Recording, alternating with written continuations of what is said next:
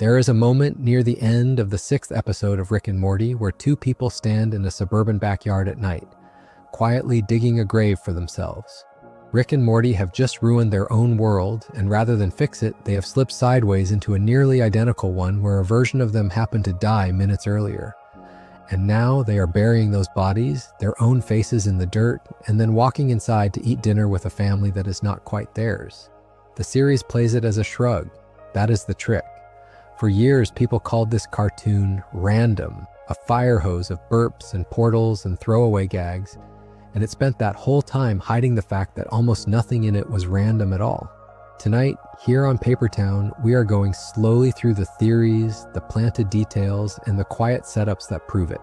So get comfortable, turn the lights down low, let your shoulders drop, and if you haven't subscribed yet, it genuinely helps us keep making these. Let me stay with that backyard for a while because it is the foundation everything else is built on. The episode is called Rick Potion Number 9, the 6th of the 1st season, and on the surface it is a story about a love potion gone wrong.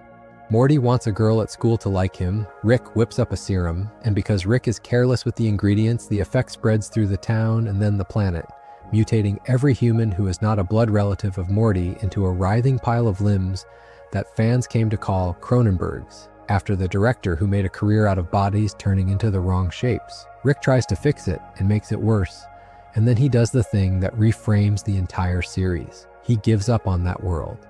He opens a portal to a parallel dimension where the exact same catastrophe has been solved, where that reality's Rick found a cure, and then, along with that reality's Morty, immediately died in a lab explosion. 2 fresh corpses, no witnesses, an opening. Rick and Morty step through, drag the bodies out to the yard, and take their places. Watch Morty in that scene because the writing gives him the reaction the audience should be having, and Rick refuses to have. Morty is shattered. He has just helped bury himself. He sits at the dinner table, staring at a mother and father and sister who have no idea their real son is decomposing in the garden. And Rick tells him, more or less, to stop whining, that this is just how it is, that there are infinite realities and infinite versions of everyone, and none of it is worth grieving over. And here's the part that matters for everything we are going to talk about tonight. The writers could have left that as a one-off shock, a dark button on a comedy episode. Instead, they treated it as a load-bearing wall. From that moment on, the family we are watching is not verifiably the family we started with. The Rick and Morty we follow are at minimum squatters in a dead pair's lives, and the story never lets you fully forget it. The reason this is the right place to start is that it slowly poisons the idea of an original. A lot of the theories people build around this series assume there is a true Rick and a true Morty, a canonical pair the story is really about. Rick Potion Number 9 argues, in its offhand way, that the question might not even have an answer. If our Rick can abandon a ruined dimension and slot into a working copy, then the version of him we met in the first 5 episodes is already gone, or at least no longer where we think he is, and the whole notion of continuity becomes something the writers can bend whenever they want. What looks like a joke about a mad scientist not caring is actually the installation of a mechanism the series will use again and again. It is telling you the rules early, while you think you are just watching a gross-out cartoon. And the detail I keep coming back to, the one that convinces me this was deliberate rather than lucky, is how little the episode explains itself. There is no monologue about the implications, no ominous music cue telling you this is important.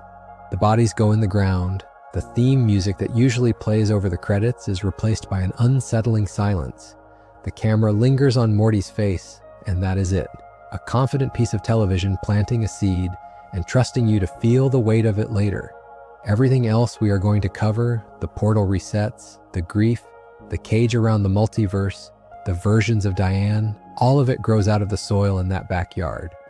So keep the grave in mind. We are going to come back to it sooner than you would think, because 5 years of real time later, the series came back to it. And this is where the argument that nothing was random stops being a vibe and starts being a receipt. The episode is Solaricks, the opener of the 6th season, and it exists to pay off a joke almost nobody expected to have consequences. The setup is that Rick's portal fluid gets contaminated in a way that snaps every traveler who touches it back to their true dimension of origin, the reality they were actually born in, no matter how long they have been living somewhere else. For most people, that would mean nothing. For this family, which has quietly been a patchwork of different origins since that potion episode, it is a landmine. Morty gets flung across the multiverse and lands somewhere he recognizes with a sick feeling in his stomach. He is back on the Cronenberg world, the dead world, the one he helped ruin and then walked away from as a child, the one with his own bones in a backyard he has spent years trying not to think about. Look at how patient that is as a piece of writing. That disposable gag from the 6th episode of the entire show is retrieved and made real again as the emotional anchor of a season premiere half a decade later. Morty walks through the wreckage of the place he and Rick killed. And then the episode does the thing that made people's jaws drop because it reveals that the Cronenberg world was never just a random ruined Earth they happened to pick. It is Rick Prime's home dimension, the reality that belongs to the one Rick has been hunting his whole life. Our Rick, it turns out, has been squatting in his greatest enemy's backyard for years, keeping the place, waiting, hoping that Prime would one day come home so he could finally kill him there. I find that genuinely staggering when you lay it out on a timeline.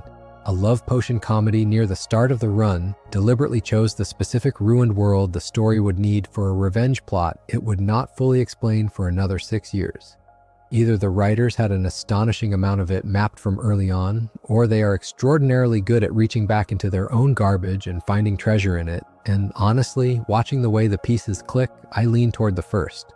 Solaricks is Rick and Morty catching its own past callousness and making the characters pay for it.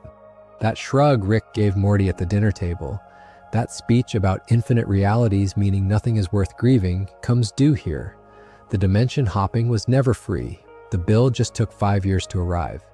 There's a smaller, colder detail folded into the same episode that I love even more, and we will get to the specifics of it later when we talk about Jerry. But the short version is that the portal reset also confirms that another member of the household has not been who we assumed since the 2nd season. Solaricks is not one payoff. It is a whole drawer of old setups being pulled open at once, showing you that the labels were on them the entire time. If the backyard grave was the seed, this is the harvest. And the gap between them is the clearest evidence in the series that somebody was keeping notes. Now let me take you back to those first 10 episodes for a piece of writing so quiet that people watched it for years without registering what it told them. Rick has a catchphrase. It is the sort of nonsense you expect from a drunk cartoon grandpa. 3 syllables of gibberish he blurts out when he is riding a high, and it became the thing on the t-shirts and the mugs and the ringtones. Wubba Lubba Dub Dub. For most of the first season, it functions exactly like you would expect, as a burp of manic energy, a slogan the marketing department could love. And then, in the 11th episode of that first season, an episode built around a house party, Birdperson turns to Morty and translates it. In his people's tongue, Birdperson says, "Wubba Lubba Dub Dub" means "I am in great pain, please help me." Morty, uneasy, tries to wave it off and says something like, "Oh, he is just saying it ironically." Birdperson does not agree, and that is the whole scene. No swell of music, no lingering close-up, the party keeps going. But think about what just happened. The single most merchandisable, most repeated, most surface-level joke in the whole arsenal, the thing people were literally putting on their bodies, turns out to have been a cry for help the entire time. The character everyone quotes as the coolest man in fiction has been walking around announcing his own agony in a language he assumes no one around him speaks, and he is right. No one does until his one real friend translates it and the audience finally hears it. This is the show's whole thesis about Rick smuggled into a party gag before the first season is even over. The nihilism, the drinking, the drooling, the refusal to sit still, all of it reframed by one line as pain management rather than genius indifference. And what gets me is the placement. They did not save this reveal for a big dramatic episode.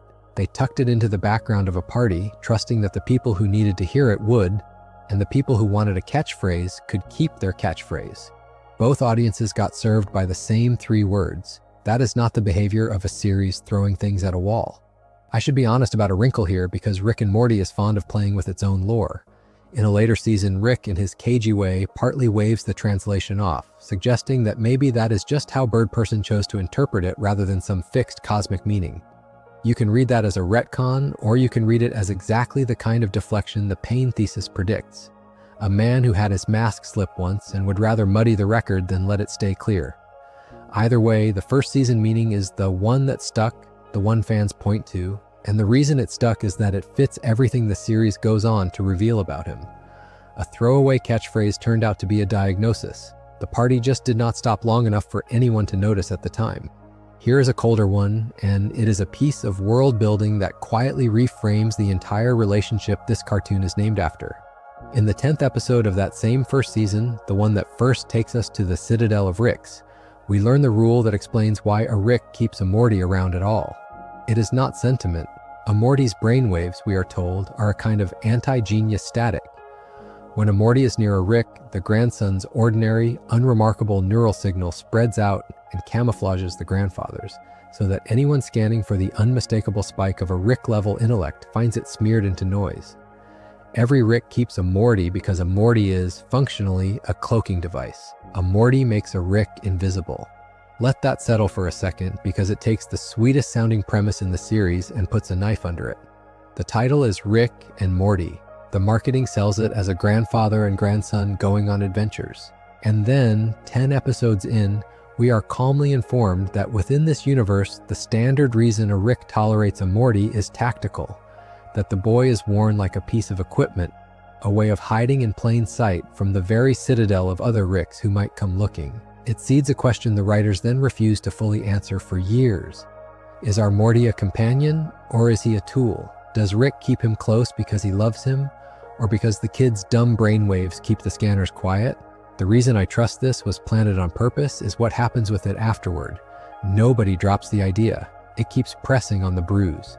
You get episodes where Rick treats Morty as expendable, and episodes where he clearly, painfully does not. And the tension between those two readings is only possible because the cloaking device fact is sitting there in the background the whole time, giving the cynical interpretation real teeth. Without that early rule, Rick being cold to Morty is just a grumpy grandpa. With it, every cold moment carries the possibility that the boy was never more than camouflage. And every warm moment becomes a small rebellion against the reason Rick supposedly got him in the first place. And the thing that gets me, the thing I think is the actual point, is that both are allowed to be true. Morty can be a tool and be loved. Rick can have picked him up as equipment and still have ended up unable to function without him. The cloaking fact does not cancel the affection, it complicates it. The way real things are complicated, and it means that when Rick finally does something tender, you cannot fully trust it and cannot fully dismiss it either. That ambiguity is not sloppy writing, it is the writing. They handed you the cynical explanation early specifically, so that they could spend the rest of the run making you doubt it. A lazier series would have let you enjoy the grandpa and grandson fantasy in peace. This one salted the ground on purpose. If you want the single cleanest example of a seed planted and then patiently held for years before it detonates, it is Evil Morty. And I have to tread lightly here because we have told his full story elsewhere on this channel, and I do not want to walk you through his whole origin again beat by beat tonight. What I want to do instead is something narrower and, I think, more relevant to the promise of this video. I want to show you the seeds, not who he turned out to be, but the fact that the writers were clearly gesturing at him long before they had any obligation to, in a way that only makes sense if somebody had a destination in mind.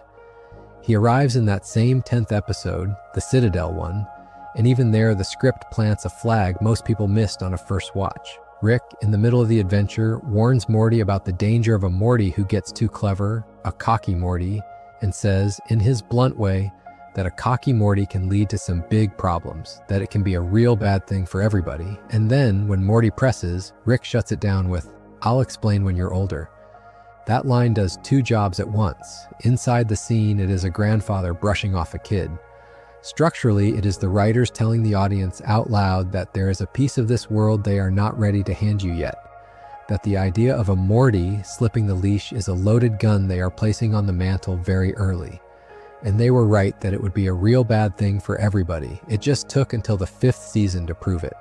What I find persuasive about the Evil Morty arc as evidence of design is not any single reveal. It is the shape of the through line across the seasons. He debuts as a mystery, a Morty pulling the strings behind a Rick, hiding a device under an eye patch.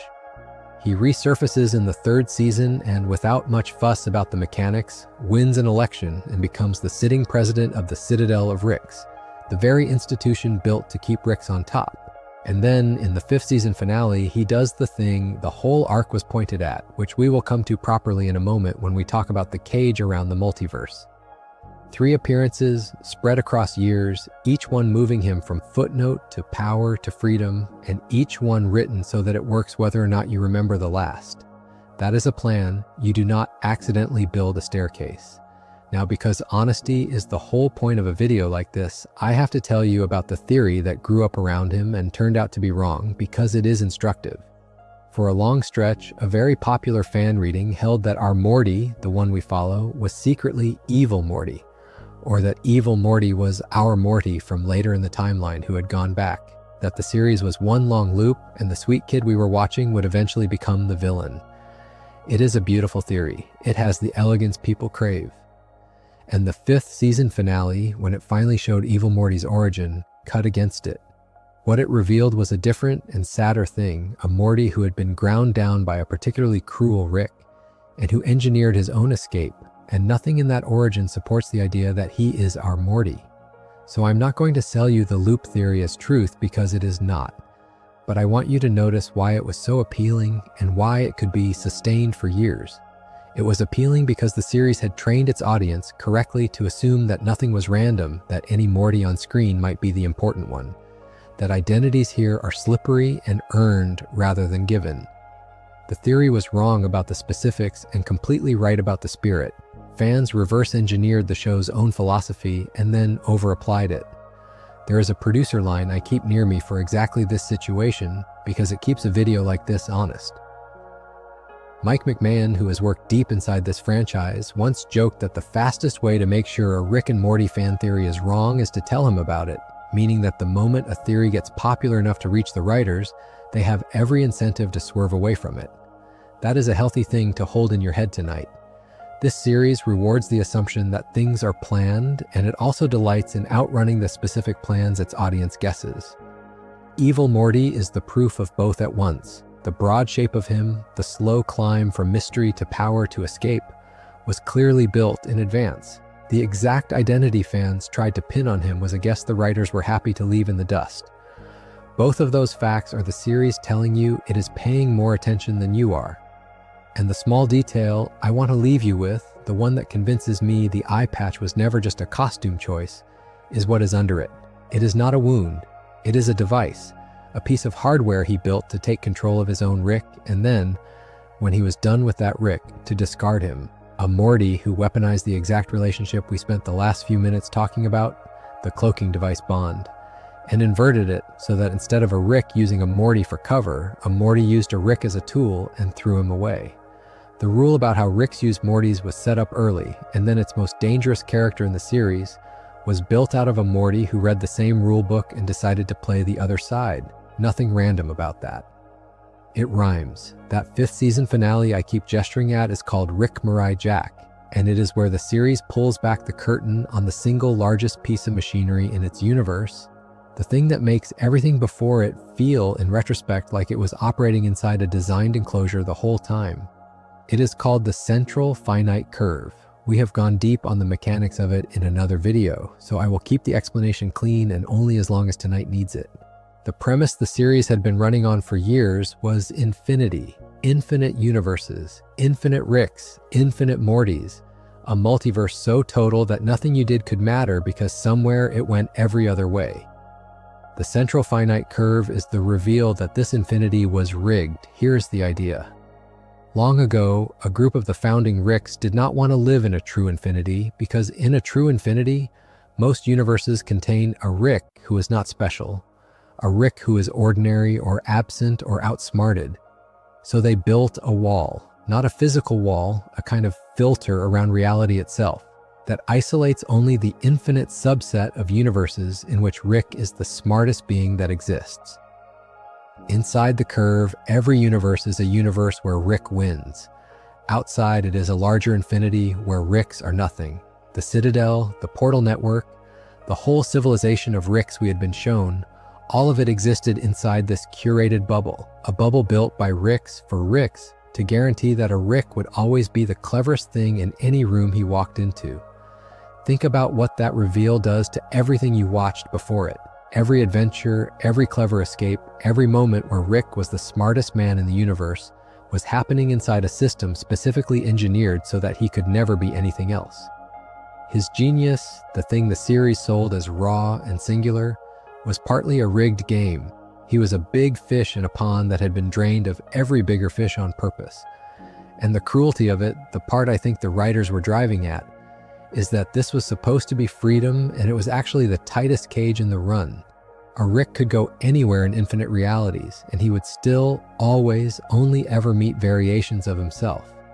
The curve does not just wall out other beings, it walls Rick in with nothing but mirrors. And this is where the evil Morty arc and the curve snap together into one structure. Because the thing evil Morty does in that finale is breakout. Not conquer the Citadel, not out-scheme a Rick, but something the founders thought impossible, which is leave the bubble entirely, cross the wall into the true infinity outside, where Ricks are ordinary and where, for the first time, a Morty is not defined by his relationship to a genius grandfather. He blows a hole in the most exclusive club in creation and walks out the back. And in the process, most of the Citadel is destroyed and countless Ricks and Mortys die. 5 seasons let you believe the multiverse was the point, and then the finale revealed that the multiverse you had been watching was a gated community, and that the only character clever enough and angry enough to leave it was a Morty. What makes this the spine of a nothing was random argument is how much earlier material it retroactively organizes. The Citadel we visited near the start, the Council of Ricks, the whole idea that there were rules and hierarchies among infinite Ricks, none of that made complete sense under true infinity, because in true infinity, you could not have a stable society of Ricks at all. The variation would be too wild. The central finite curve is the missing premise that makes the earlier world building coherent. It is the writers reaching back and saying, the reason all of that hung together is that it was inside a filter we had not told you about yet. That is not a patch applied to fix a plot hole. It is a keystone that was always implied by the shape of the arch. Once you know about the curve, the earlier seasons stop looking like a loose collection of multiverse gags and start looking like the interior of a structure whose outer wall you simply had not seen. I will add one honest caveat, because the writing is careful and so should we be. After the curve is breached, Infinite Ricks is no longer the whole picture, and you should be a little suspicious of anyone, including your own memory, who talks about the series as though there are still endless interchangeable Ricks for every situation. The escape changed the map. It is one more way the series refuses to let its own established rules calcify, and it is the reason I keep telling you that certainty is the thing to be most careful with in this universe. The curve was designed, breaking it was the point, and the fact that the writers built a cage elaborate enough that escaping it could be a defining event is, all by itself, the answer to anyone who ever called this cartoon random. Underneath all of it, under the curve and the Citadel and the portal gun and the endless cosmic sightseeing, there is one wound, and the way it was buried early and slowly excavated over the years is maybe its most emotionally deliberate move the series has ever done. I am talking about Diane. For the first couple of seasons, Rick has no origin. He is just a fact, a genius who appeared in his daughter's life, drinks too much, and insists that nothing matters. He tells you nothing matters so often and so casually that you take it as his personality, his philosophy, the settled position of a man who has seen enough of infinity to conclude it is all noise. And then, across the 3rd season and deepening all the way through the 5th, you start to see the thing under the nihilism, and it is not a philosophy at all. It is a grave. The portal gun, the invention that defines him, the tool that lets him treat all of reality as disposable, exists because another Rick murdered his wife Diane and his young daughter Beth in his home reality. That is the origin. A version of Rick, later known as Rick Prime, came into C-137's life, offered him a partnership in the technology that would become interdimensional travel, and when our Rick said no, wanting to stay home with his family, Prime killed that family to prove a point about attachment. Everything Rick becomes after that is a revenge quest wearing the costume of a man who does not care. The nihilism was never the truth. It was the scar tissue. He tells you nothing matters because the one thing that mattered was taken from him, and admitting that anything could matter again would mean admitting how much that one loss still runs him.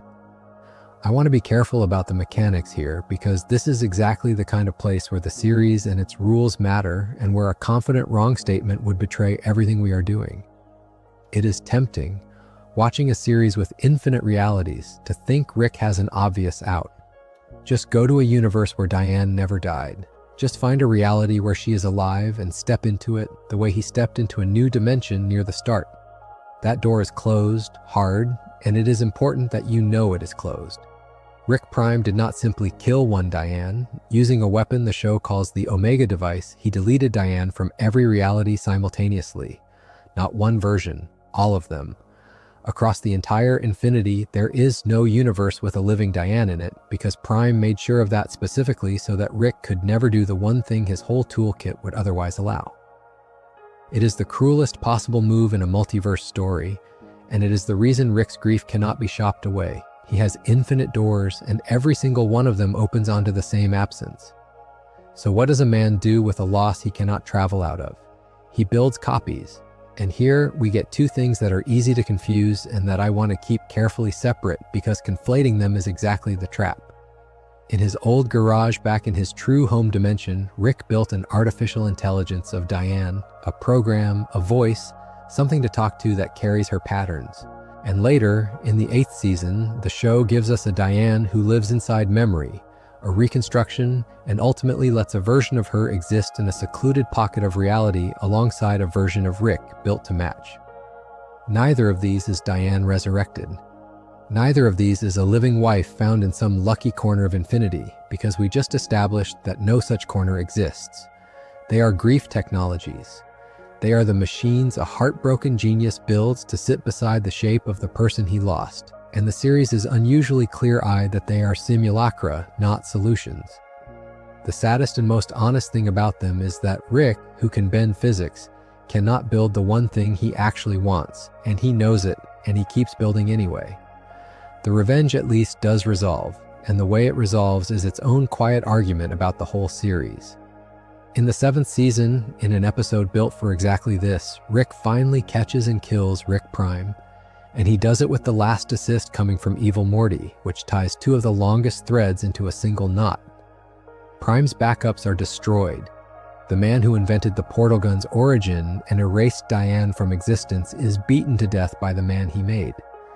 And I do not want to oversell it because the clone and backup mechanics mean I cannot promise you with total certainty that a character is permanently gone in a universe this slippery. What I can tell you is how the finale presents it. It presents Rick Prime as dead, definitively, backups and all, and it treats the moment not as triumph but as a kind of vertigo because Rick spent his entire life aimed at this one target, and now the target is gone and the wife is still erased and the revenge did not bring her back, could never have brought her back, and he is left holding a completed quest and an empty house. That is the payoff that recontextualizes the flippant nihilism of the early seasons, and it is why I keep insisting nothing here was random. When Rick shrugged off the buried bodies near the start, when he told Morty that infinite realities mean nothing is worth grieving, he was not stating the series' philosophy. He was a grieving man performing a philosophy to keep himself upright, and the writing knew it, and it spent the better part of a decade slowly turning the camera around until you could see the grave he had been standing in front of the entire time. The nihilism was the foreshadowing, the grief was the reveal, and the reason it lands is that they planted it before you had any reason to look for it, in a shrug, in a catchphrase that meant, "Please help me," in a man who could go anywhere and kept ending up alone. Now I want to take you into what I think is the most quietly devastating single object in the entire series, because it is the moment the writing stops implying its thesis and simply states it out loud, disguised as a snack. In the 7th episode of the 3rd season, the one that goes to the Citadel and spends its whole runtime treating that city of Ricks and Mortys as a real place with a real economy and real politics, there is a product everyone loves. It is a wafer. It is sold as tasting like home, the flavor of a perfect childhood memory, and Ricks across the Citadel buy it and eat it and feel for a moment the warmth of a life they gave up. And then the episode shows you how it is made. It is made from a Rick.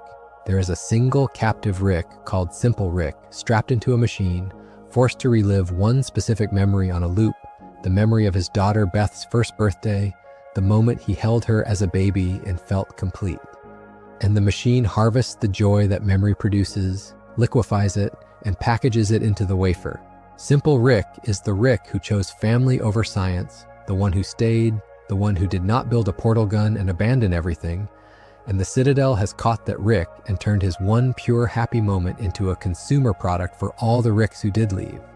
The Ricks who chose adventure over their daughters are eating the bottled joy of the one Rick who chose his daughter, so that they can taste, secondhand, the thing they threw away. I have to stop and just sit with how much is being said there because it is enormous and it is smuggled into a background gag about a candy bar. The whole series is built on the choice Rick made, the choice to walk out on ordinary life for infinite reality. And this wafer weighs that choice on a scale where everyone can see it. It declares flatly that the happiness of the Rick who stayed is the single most valuable substance in the multiverse. Not intelligence, which every Rick has. Not power, which the Citadel has in ugly abundance. The rarest and most precious thing, the thing you can build an entire economy around, is the contentment of a man who loved his family enough to give up being special. That is the actual value system of this cartoon, printed on a wrapper, and it is the exact inverse of everything Rick says out loud. And notice how it plugs into the grief we just talked about. The memory Simple Rick relives is baby Beth's birthday, and baby Beth, in our Rick's history, is one of the two people Rick Prime erased. That memory was not chosen at random. It is the specific moment our Rick lost, the daughter as an infant, the completeness before the murder, and it is made into the highest value, most exploited thing in the whole civilization of Ricks. The Citadel is, in a sense, a city full of men running from the same wound, and its most beloved luxury is the bottled version of the one thing that wound took. When you line the wafer up against Rick's origin, it stops being a dark joke and becomes a diagnosis of the entire species of Rick. They all left. They are all eating the feeling of having stayed. And the part that gets me is how casually it is served, wheeled past in the background of a busy episode like a vending machine nobody thinks twice about. You are meant to laugh at the branding and the jingle, and only later, if you are the kind of person who rewinds, understand that you are looking at a slaughterhouse for the one emotion these men cannot make for themselves. There is a reason this fuels the political arc that runs through the episode too, the campaign that evil Morty rides to power. The Citadel manufactures the joy of the powerless and the discarded, the simple Ricks and the ordinary Mortys, and sells it back to the elite. And a system like that is already halfway to a revolution before anyone lights the match. Evil Morty's rise is not a random villain grabbing a throne.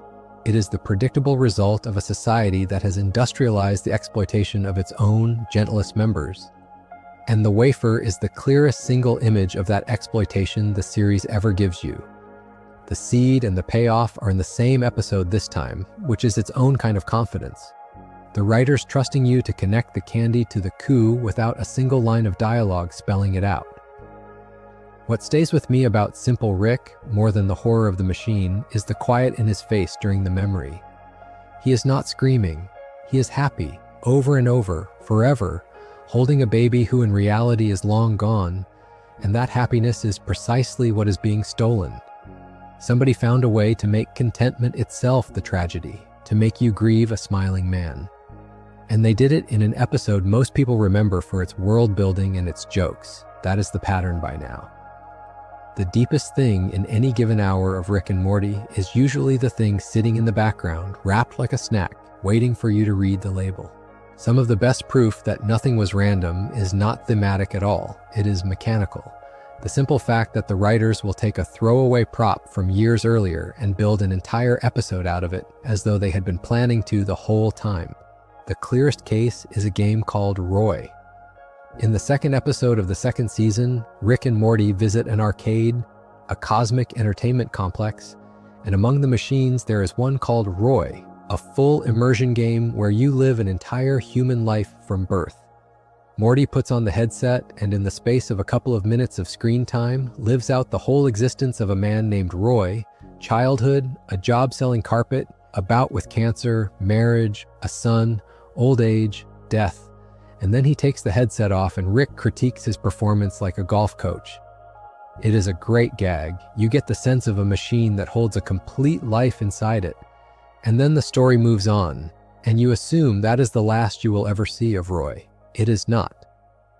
4 seasons later, in the second episode of the 6th season, the writers go back into that machine and stay there, and they turn the joke into one of its most unsettling philosophical set pieces the series has ever built. Morty ends up trapped inside the Roy world with no easy exit, and rather than just live one life, he starts to break the game. He learns he can die and respawn, and he starts using death as a tool, living life after life, and eventually he realizes that if he can propagate himself across the game's population, he can build an army of himself, billions of Mortys, all of them versions of the same consciousness spread across the simulated world, working in concert to tear a hole in reality and escape.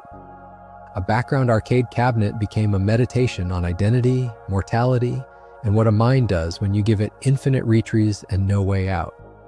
The reason I file this under nothing was random is not that I think the writers plotted the 6th season episode back in the 2nd. I doubt they did. It is something subtler and, to me, more impressive.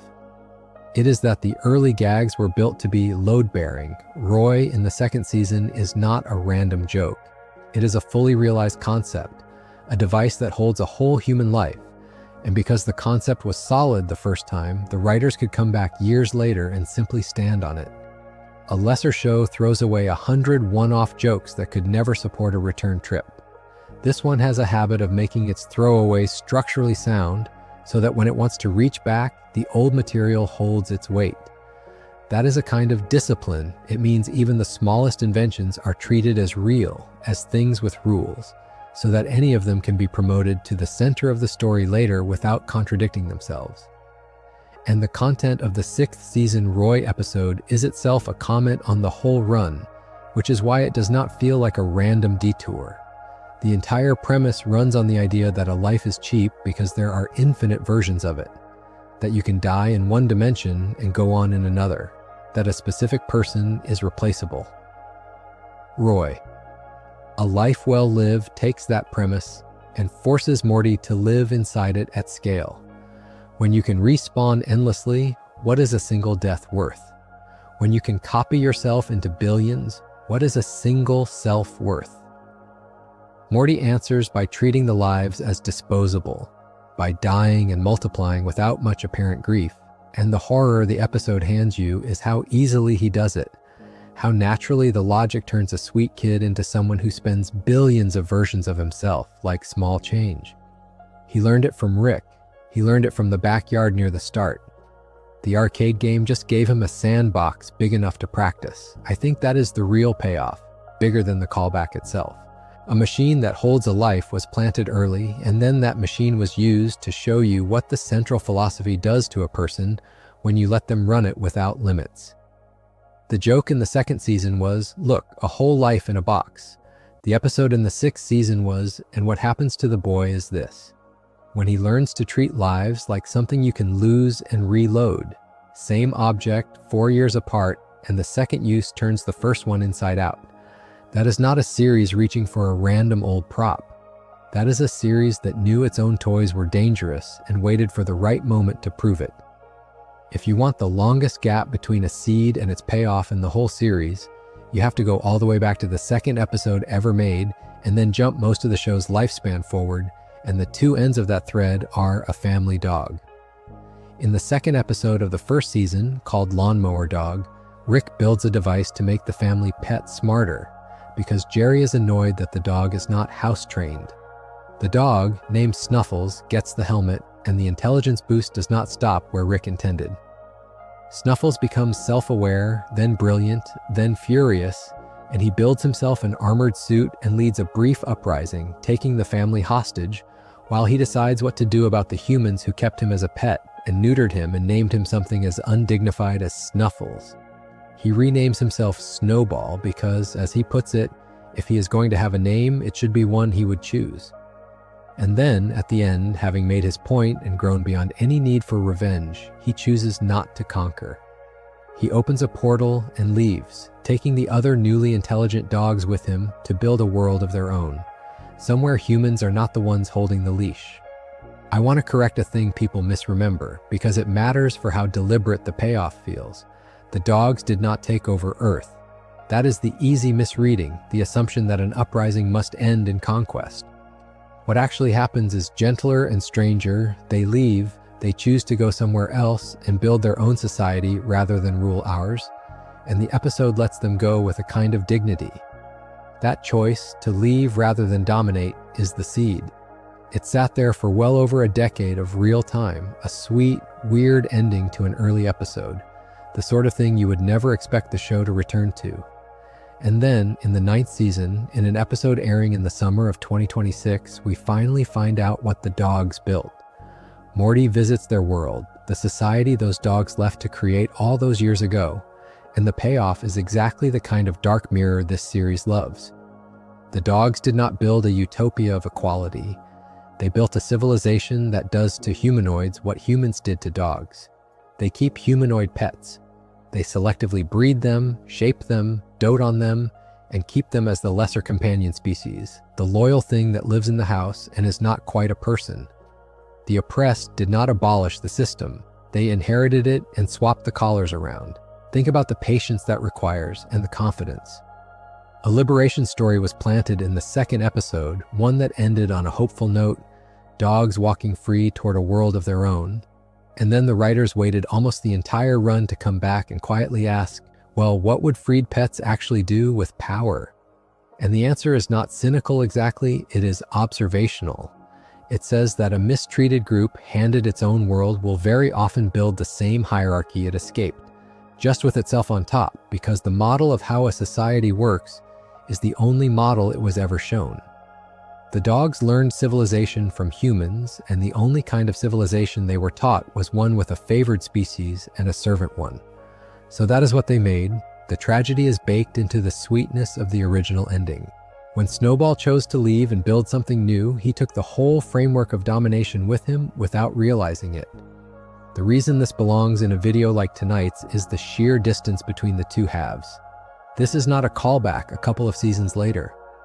This is the writers reaching back across almost the entire existence of the series to close a loop most of the audience had completely forgotten was open, and closing it not with fan service but with an actual idea. They could have brought Snowball back for a cheap cameo and a round of applause. Instead, they used the oldest open thread they had to make a genuinely uncomfortable point about how oppression reproduces itself. That is the difference between a series that remembers its old jokes and a series that treats its old jokes as unfinished arguments. Snowball walked out of the house near the beginning looking for freedom, and 13 years later we finally saw that he built a house of his own with a smaller creature sleeping at the foot of the bed. Nothing about that was random, it was just waiting. I promised you earlier that I would come back to a detail hidden inside that Portal Reset episode, and it is time because it might be the single best example in the whole series of a joke that was a lie the audience did not catch for years. It concerns Jerry, Rick's son-in-law, the punching bag of the family, the man everyone treats as a burden. In the 2nd episode of the 2nd season, the same arcade outing where we met the Roy machine, Rick wants Jerry out of the way for an adventure, so he drops him off at a place called a Jerryboree.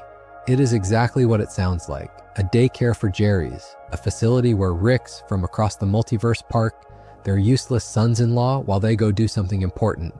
And it is full of identical Jerrys wearing identical claim check bracelets, wandering a padded room like toddlers. Rick hands Jerry a ticket, dumps him, and it plays as one more joke at Jerry's expense, the ultimate insult. A man so interchangeable that there is an entire coat check industry built around losing track of him. And then, at the end, Rick collects a Jerry and leaves, and you assume, of course, that he collected the right one. Why would you assume otherwise? Nothing at the time gives you a reason to think anything went wrong. That is the setup, and the punchline sat untouched for years. In the 6th season premiere, the Portal Fluid Reset episode we already talked about, one of the things that snaps into place is Jerry's true origin, and it turns out that the Jerry the family has been living with since that daycare is not the Jerry they dropped off. Rick picked up the wrong one on the way out. The claim check gag was not just an insult, it was a plant. a con run on the audience in the second season and not confessed to until the sixth. The Jerry we have been watching, the Jerry we have grown to feel for, the one whose small victories we have all rooted for, is a different origin Jerry who got shuffled into the family by a careless grandfather who could not be bothered to check the bracelet. I love this one specifically because it is so small and so mean and so committed. There was no dramatic need for it. The Jerry question could have been left alone forever and no one would have complained. Instead, the writers decided that the throwaway daycare joke should have teeth, that a gag about Jerrys being interchangeable should turn out to be literally true of the Jerry we care about, and that it should be revealed casually as just one more consequence of the portal reset, without a big musical sting to tell you it mattered. It is the same discipline as the buried bodies near the start applied to the least important member of the household. Even Jerry, the family joke, is not exempt from the rule that identity is unstable and that the person you think you know may be a substitute nobody noticed swapping in. And there is a tenderness folded into the cruelty, which is why it is not just a gotcha. The wrong Jerry is still Jerry. He still loves Beth, still fails in the same familiar ways, still occasionally rises to something better than you expected. The swap does not make him a stranger because the dark suggestion is that a Jerry is a Jerry, that the interchangeability the daycare joked about is real, that you could rotate any of them into the family and get roughly the same man. That is bleak if you look at it directly, the idea that a person could be this replaceable and no one, not even his wife, would clock the difference. But it also means the love the family has for him is not really for a specific set of atoms, it is for the pattern, for the Jerry-shaped role he fills. And that is either the bleakest thing the series has ever said about family or its most forgiving, and the fact that I genuinely cannot decide which is exactly why I keep thinking about it. A daycare gag became a quiet essay on whether anyone is irreplaceable, and it did it to the character the show respects least, which is the last place you would ever look. Staying in the second season, there is an episode that works as a kind of instruction manual for how this whole series plants its clues, because it is literally about telling real memories from fake ones, and it plays fair with the audience while its characters flail. It is called Total Recall, and the premise is that the house is infested with alien parasites that spread by implanting false memories. Each parasite arrives fully formed with a backstory, a wacky friend or relative nobody quite remembers meeting but everyone somehow feels warmly toward, and every time one of them tells a flashback, another parasite spawns from it. The house fills up with zany characters, uncles and buddies and mascots, all of them insisting they belong, and the family has to figure out who is real before they are outnumbered and consumed. The rule Rick eventually deduces is the important part, and it is the fairest clue the series has ever planted because it is stated out loud with enough time left to test it. The parasites, he realizes, can only implant pleasant memories. Every fake recollection is fun or sweet or heroic. None of them are painful or awkward or humiliating. So the test for whether a person is real is not whether you have good memories of them, it is whether you have bad ones. If you can remember someone being cruel to you or embarrassing you or hurting you, they are real because a parasite could never have put that memory there. The family starts shooting anyone they only have nice memories of, which is grim and hilarious, and it works. And this is where the episode becomes a load-bearing piece of the larger story rather than a bottle of jokes. There's a character named Mr. Poopy Butthole, a strange little figure who has been sitting among the family, and everyone assumes he is a parasite because he is exactly the kind of too friendly cartoon sidekick the parasites keep generating. The audience assumes it too. He looks like a mascot. He talks like a mascot. He is the obvious fake.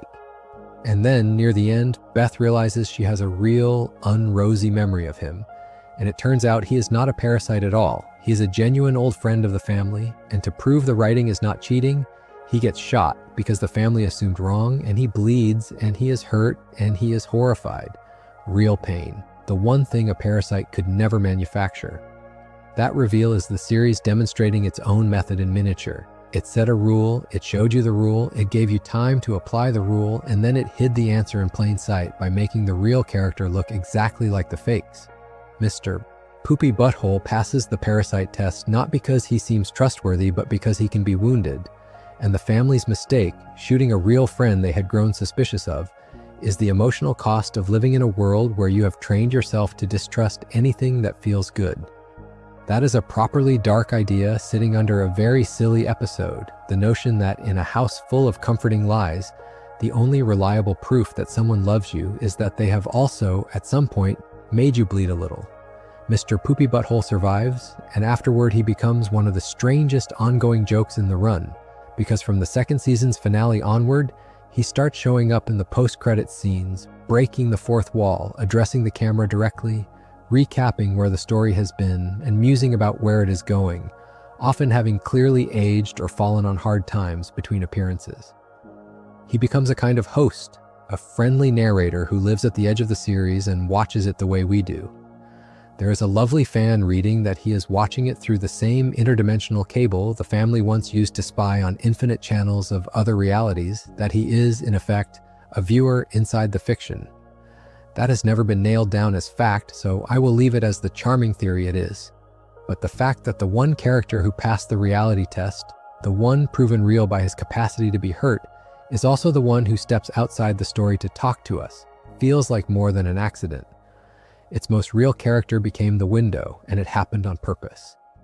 There is a question that hangs over any long-running series where characters keep dying and coming back, which is why the deaths do not count, and Rick and Morty answered it with a piece of machinery it seeded long before it ever explained, so that when the explanation arrived, it felt less like a cheat and more like a rule you had simply not been told yet. The mechanic is called Operation Phoenix, and the short version is that Rick, being Rick, refuses to accept death as final for himself. So he built a system where the moment he dies in any given situation, his consciousness automatically uploads into a waiting clone body, a fresh copy grown and stored for exactly this purpose. He does not respawn by luck. He respawns because he engineered a backup of himself the way you would back up a hard drive, and he did it long ago, off-screen, as a standing insurance policy against his own recklessness. Once you know this, a lot of the apparent carelessness with death reorganizes itself. Rick throws himself into lethal situations constantly, and you might read that as either bravado or as the writers not caring about stakes, but Operation Phoenix reframes it as something colder and more in character. He can afford to die because he has made himself hard to kill permanently, and that safety net is itself a symptom of the man. A person who has built an automatic resurrection system is a person who has thought very carefully about his own death and decided to cheat it, which does not square at all with the guy who tells you nothing matters and he does not care whether he lives. It is one more place where the philosophy and the behavior contradict, and the contradiction is the truth. A man who truly did not care would not have built the clones. The detail that convinces me this was planned rather than improvised is how the coverage of the system expands over time, in a way that only makes sense if the writers were thinking about it as real infrastructure. It is not just Rick who is covered. The operation grows to include Morty and Summer, and at one point the coverage extends to unexpected corners, even a human it had been keeping, in the kind of absurd flourish that doubles as world building. Every time a character survives something that should have killed them, the writing can point back to this system rather than shrug. And because the system was established as a thing with scope and history, the returns feel earned rather than arbitrary. That is the difference between a series that resurrects people because it is convenient and a series that built a resurrection machine on purpose and then lived within its rules. But the reason Operation Phoenix belongs in a nothing was random essay is what it costs, because the writing is careful never to let it be a clean win. A clone with your uploaded memories is, philosophically, a horror. Every time Rick respawns, the Rick who died actually died, gone forever, and a copy woke up believing it was continuous with him. From the outside, it looks like the same man walked away. From the inside, if you take it seriously, it is a chain of deaths, each one final for the version that experienced it, each one papered over by a fresh copy who never doubts he is the original.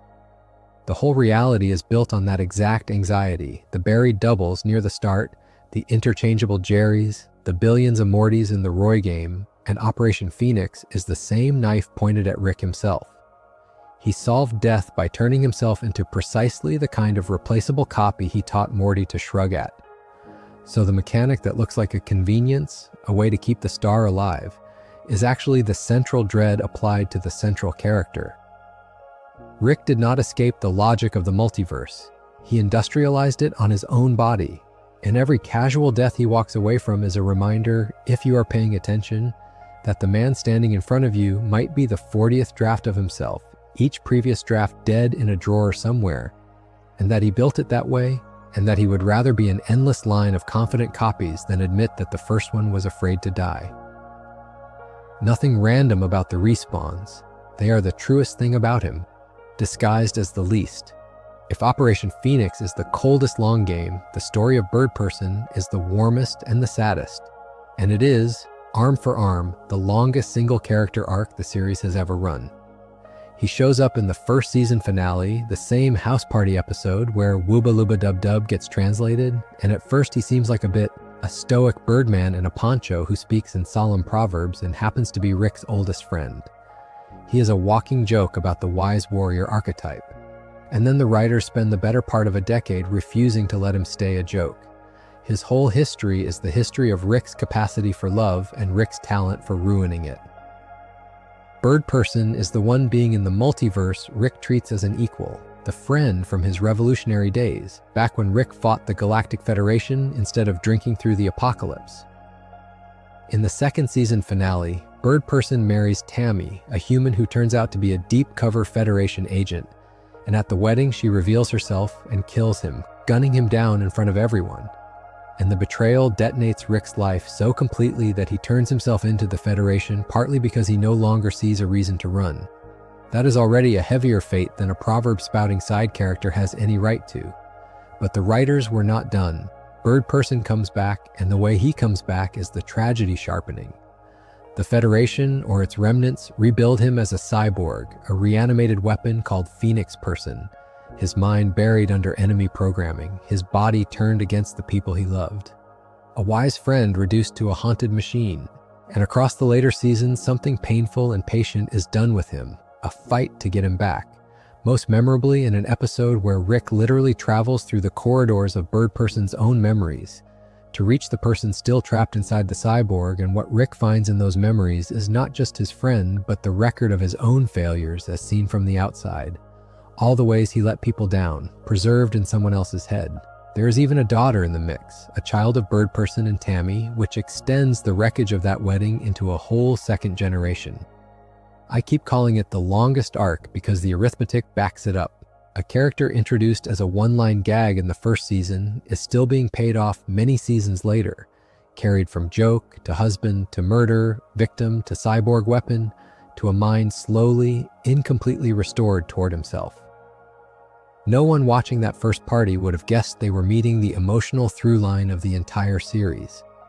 And that is the point for tonight. This show does not build its deepest relationships out of characters it flagged as important. It builds them out of the ones it introduced as background texture, because it apparently decided very early that background texture was allowed to grow into anything. Birdperson started as set dressing at a party and became the measure of whether Rick is capable of keeping a single thing he loves. That is not a plan you can see coming. It is only a plan you can see clearly looking back.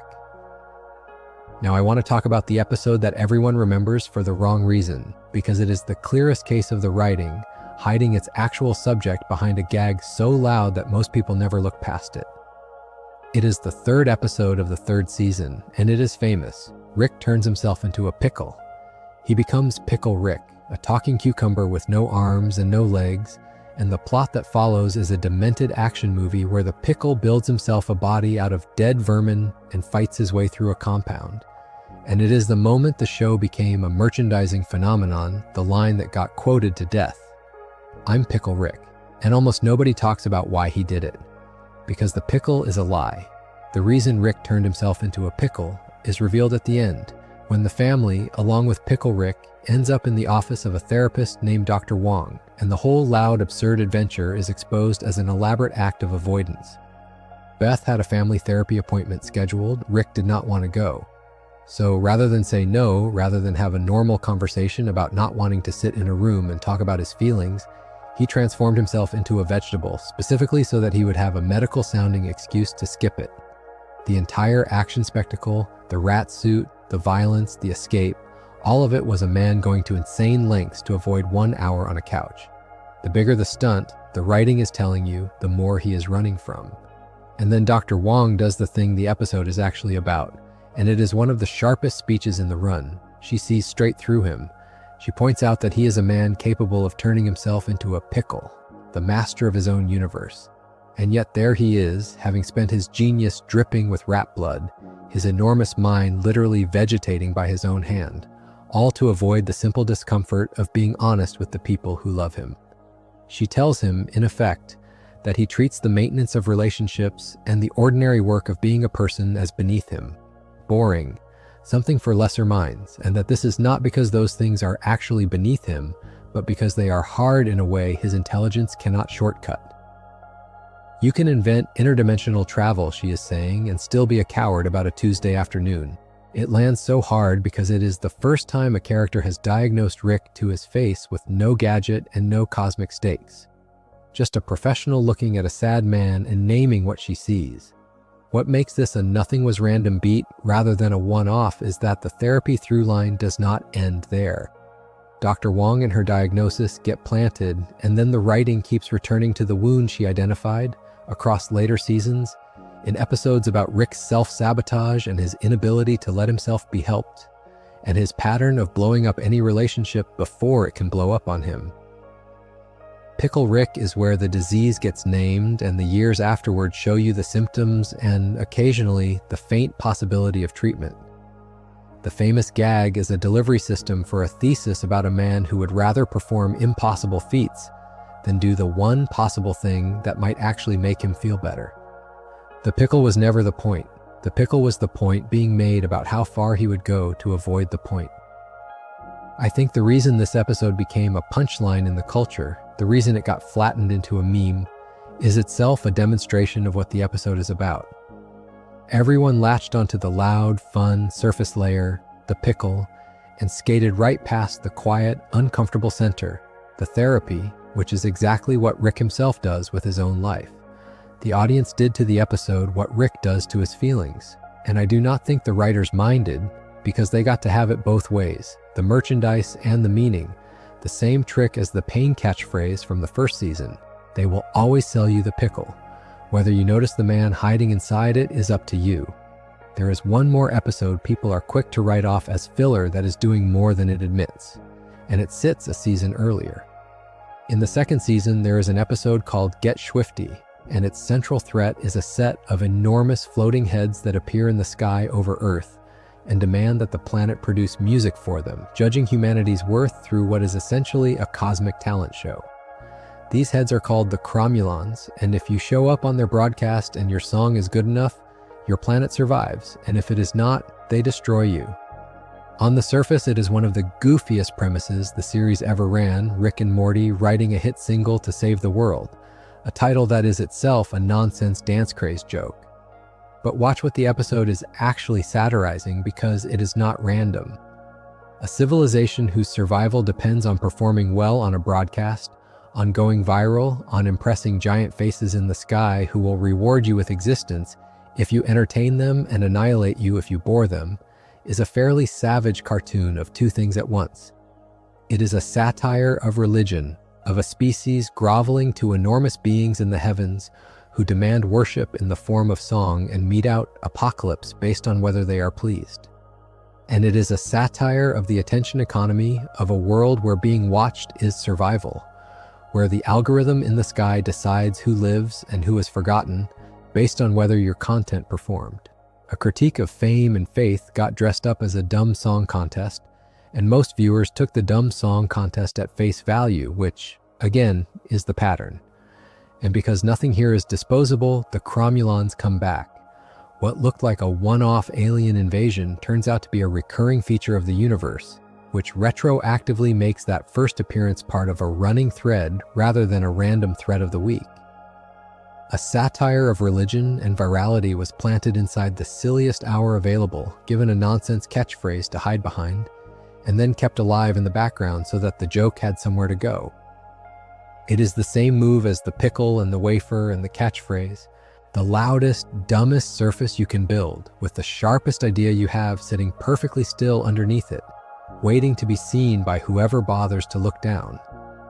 There is one episode in the first season that people remember as the improvised one, the The loose, silly hour where Rick and Morty flip through infinite channels of interdimensional cable and the writers just riff, inventing absurd alien commercials and fake movie trailers on the fly.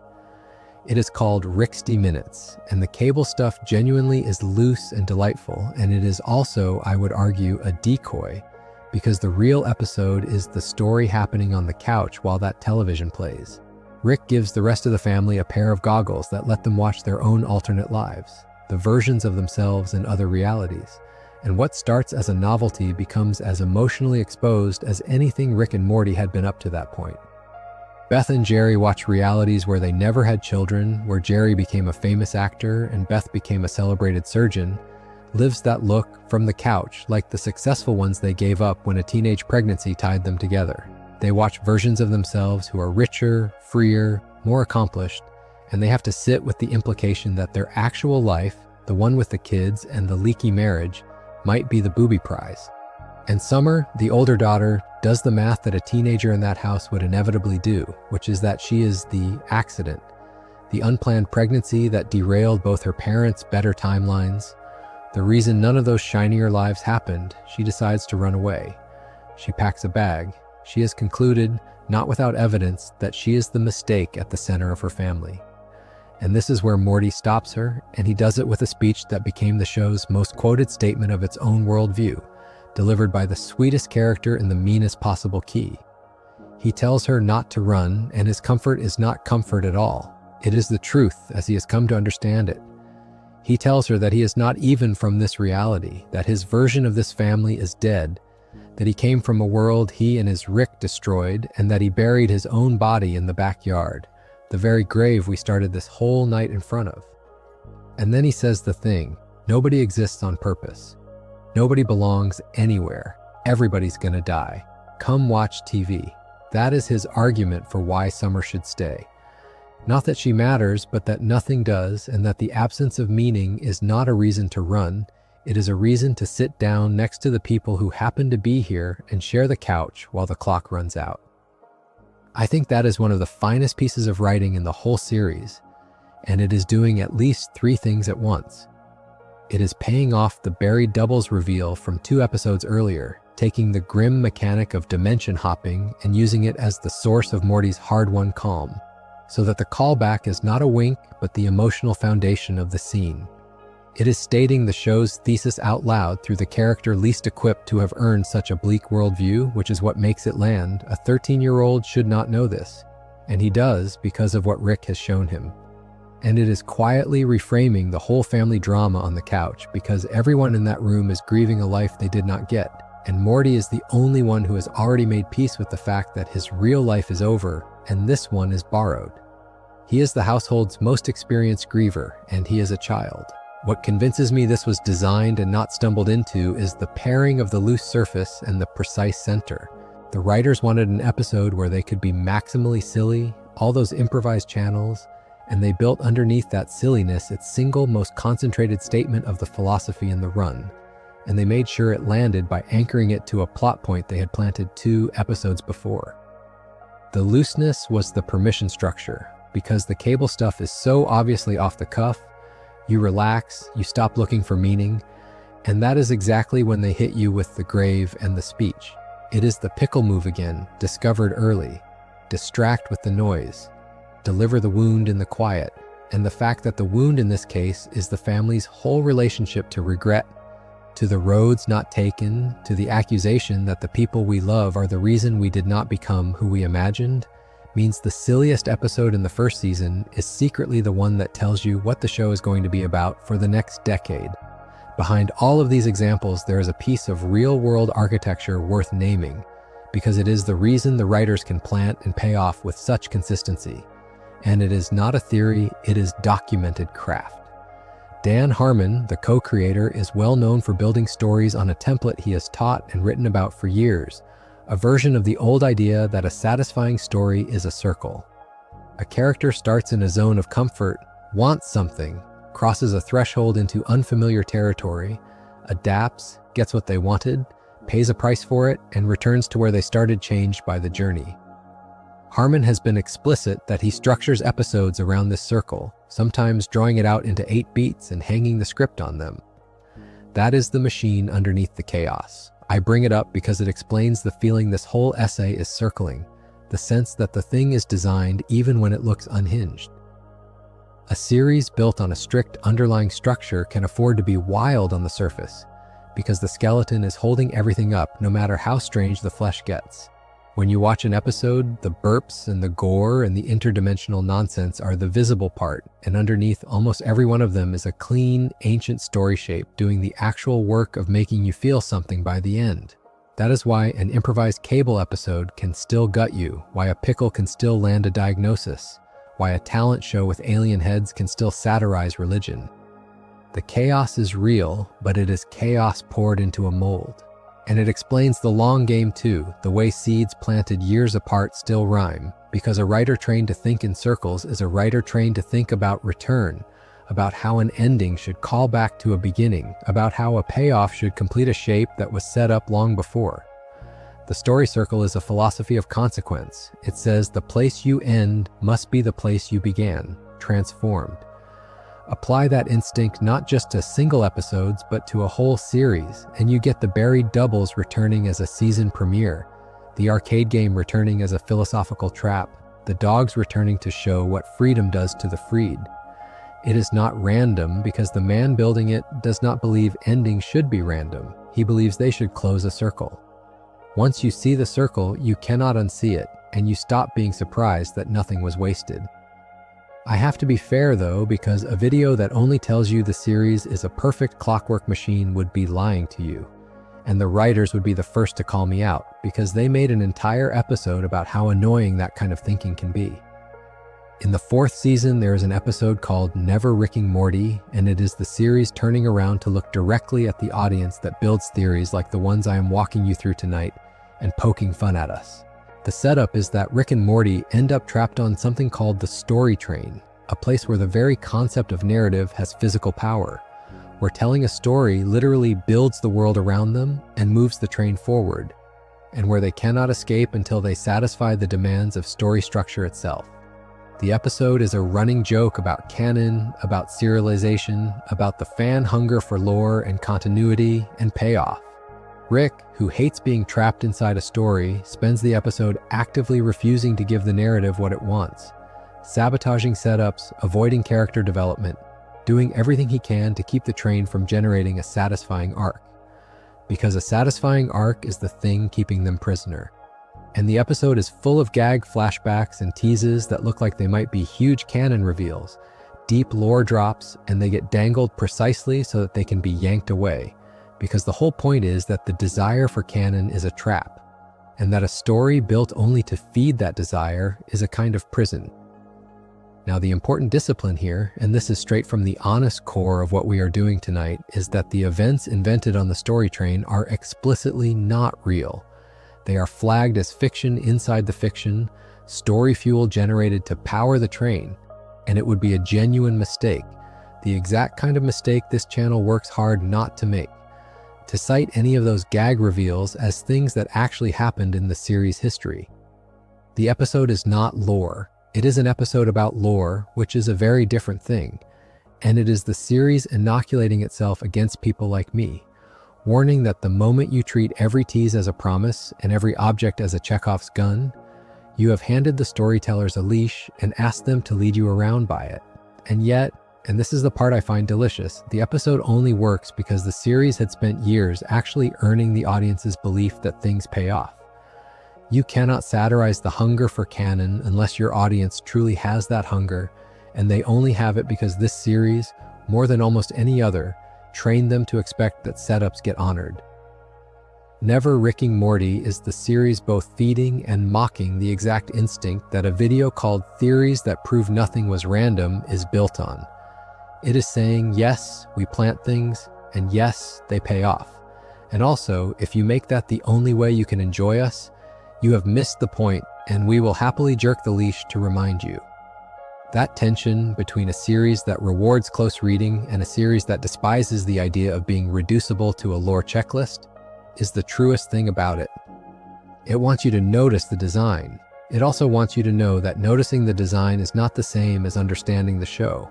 Hold both. That is the whole trick of watching this thing well. Which brings me to a mystery the writer set up with enormous care and then refused on purpose to ever solve. And I think it is the clearest proof that not every planted seed is meant to bloom into an answer. In the 9th episode of the 3rd season, an episode about Beth, Rick offers his daughter a strange and enormous gift. Beth has always dreamed of escaping her small life, of going out into the universe the way her father did, and Rick tells her he can make that possible. He can grow a clone of her, an exact copy with her memories, and the clone can stay home and live her domestic life with her husband and children while the real Beth goes off to explore space. And no one, not even the family, will know the difference. It is a genie's bargain wrapped in a father's love, and it is also, if you look at it sideways, Rick offering to solve the same problem the whole show is about. The problem of a person feeling trapped in a life they did not fully choose by simply duplicating her so she can have both. Beth takes the deal, or she does not. And here's the masterstroke. When the cloning is done, Rick does something that closes off the answer forever. He scrambles the process, he removes or shuffles the labels, rotates the vats, does whatever he has to do to ensure that even he cannot tell which Beth is the original and which is the copy. He erases the one piece of information that would let anyone, including himself, ever know the truth. And so when a Beth walks out of that garage, and when, a season later, a version of Beth returns from space, hardened and adventurous, the family has a permanent, unanswerable question built into it. There is a space Beth and there is an Earth Beth, and it has been made structurally impossible to say which one is the woman we knew because the only person who could have known made sure not to. People want an answer to this, and I understand the want, but I think demanding one misreads the show. The ambiguity is the point. Tie-in games have flirted with labeling one of them the clone and then softened it back to a question mark, and none of that is hard canon, and you should not trust anyone, including your memory, who tells you the series confirmed which is which, because it did not. What it actually did is more interesting than an answer. It took its oldest anxiety, the fear that you are a copy, that you are replaceable, that the you at the center of your life might not be the original, the fear planted in that first season backyard, and it made a beloved main character live inside that fear permanently, with no resolution, forever. Beth does not know if she is the real one. Neither does Rick, and the reason he scrambled the vats, if you want my reading, is mercy. He made it unanswerable so that neither Beth would ever have to carry the knowledge of being the copy. He turned a horror into a coin that can never land, and that is either the kindest or the cruelest thing he has ever done to someone he loves. And, as with the wrong Jerry, the story refuses to tell you which. There is another episode where a cry for help is hidden inside a crowd-pleasing gag, and it belongs right next to the Wubba Lubba Dub Dub translation, because it is the same trick performed in a completely different key. In the 7th episode of the 2nd season, Rick, wanting to escape the boredom and responsibility of being an old man, transfers his mind into a cloned teenage version of himself, a small, energetic body the family immediately falls in love with. They call him Tiny Rick. He is fun. He is the cool grandpa turned cool kid, popular at Morty and Summer's school, full of pep, the life of every party, and the family, especially Summer, delights in having this bouncy, uncomplicated version of Rick around. He is a hit. Everybody wants Tiny Rick to stay Tiny Rick forever, except the real Rick is drowning inside him. What the episode reveals, slowly, is that putting an adult mind into a young body is not a clean swap, that the youthful brain chemistry is overriding the old man, that the newer, younger, better Rick is winning, and the original Rick, the one with all the pain and the history, is being smothered, dissolved, replaced by the very fun that everyone loves. And the way he calls for help is the thing that makes this one of its most brutal images. He cannot say it out loud because the young body will not let him, so he smuggles the message out through the one channel the family finds charming. He puts it in his art, he writes a song, performs it at the school dance, and the lyrics, under the catchy melody, are a straightforward plea. Let me out. This is not a dance. I am screaming for help. I am dying in a vat in the garage. He sings his own death to a cheering crowd, and they cheer louder because they think it is a bit. Only Summer hears it. Only Summer, watching her fun little grandpa sing about dying in a vat, feels the wrongness underneath the performance and realizes the real Rick is trapped and begging, and she is the one who fights to get him back. And I think that is the detail that elevates the whole episode from a funny premise to something that sits with you.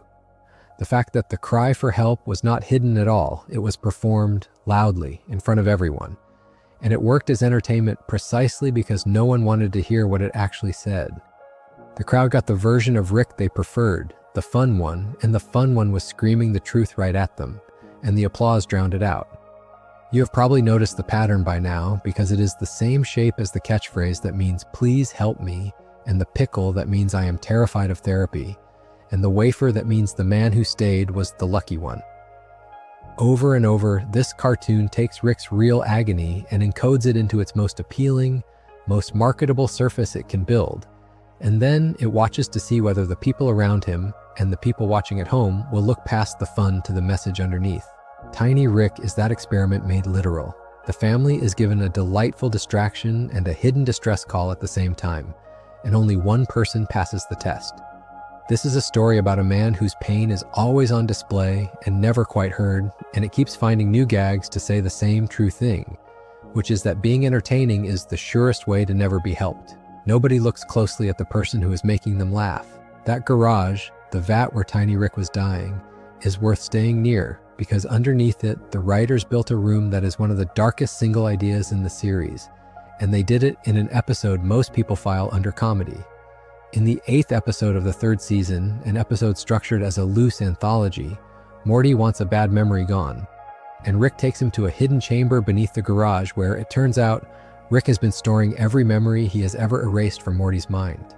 It is a vault, shelves and shelves of little vials, each one a moment too painful or too humiliating or too dangerous for Morty to keep.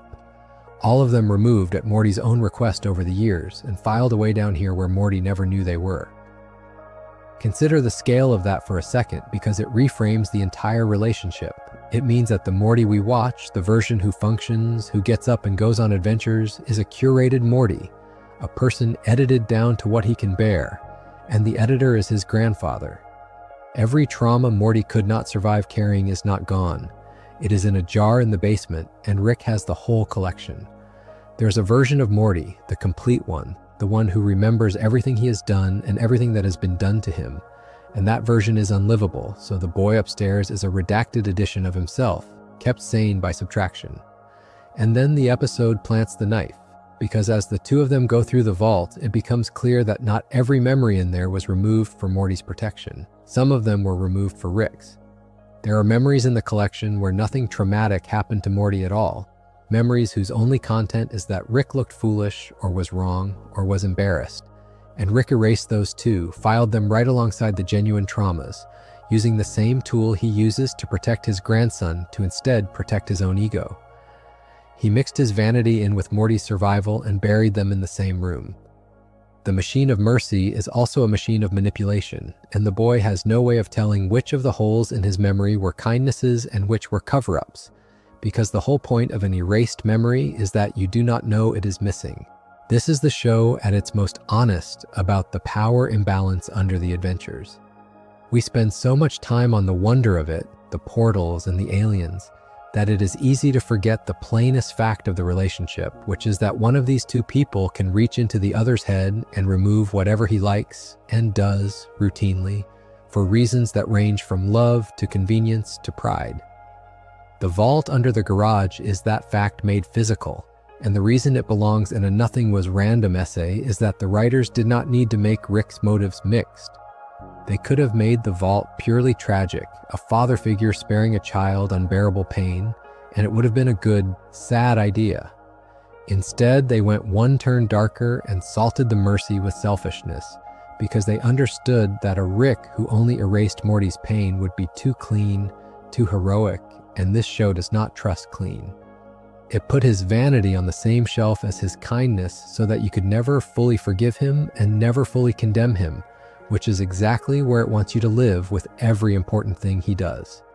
We have talked about a lot of things planted as jokes and paid off as tragedy, and there is one more that I only want to touch lightly because we have given it a whole essay of its own on this channel, and I do not want to repeat that night, but it belongs in the pattern too, and it is the me-seeks. In the 5th episode of the 1st season, Rick hands the family a box. Press the button on top, and a blue creature pops into existence, cheerful and eager, called a Mr. Me-seeks. And it exists for one purpose, which is to complete a single task you assign it. And the moment the task is done, it vanishes with relief. That is the gag. A disposable helper who lives to do one thing and then blinks out. And then comes the rule that makes it more than a gag, which is that existence itself is painful to a me-seeks. Being alive hurts them. They are born already wanting to die because their whole nature is to complete a purpose and cease. And every second they spend still existing, still stuck on a task they cannot finish, is agony. When Jerry, being Jerry, hands one an impossible job, improving his golf game, the me-seeks cannot complete it, and so it cannot die, and so it spawns more me-seeks to help, and they cannot finish either, and the pain compounds into a small horde of desperate creatures who would rather do anything, including violence, than continue to exist one moment longer than they have to.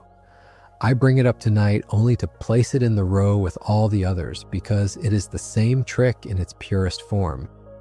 Here is a Monster of the Week comedy premise, a magic box that grants wishes, and underneath it is maybe the cleanest single metaphor the series ever built for its own view of being alive.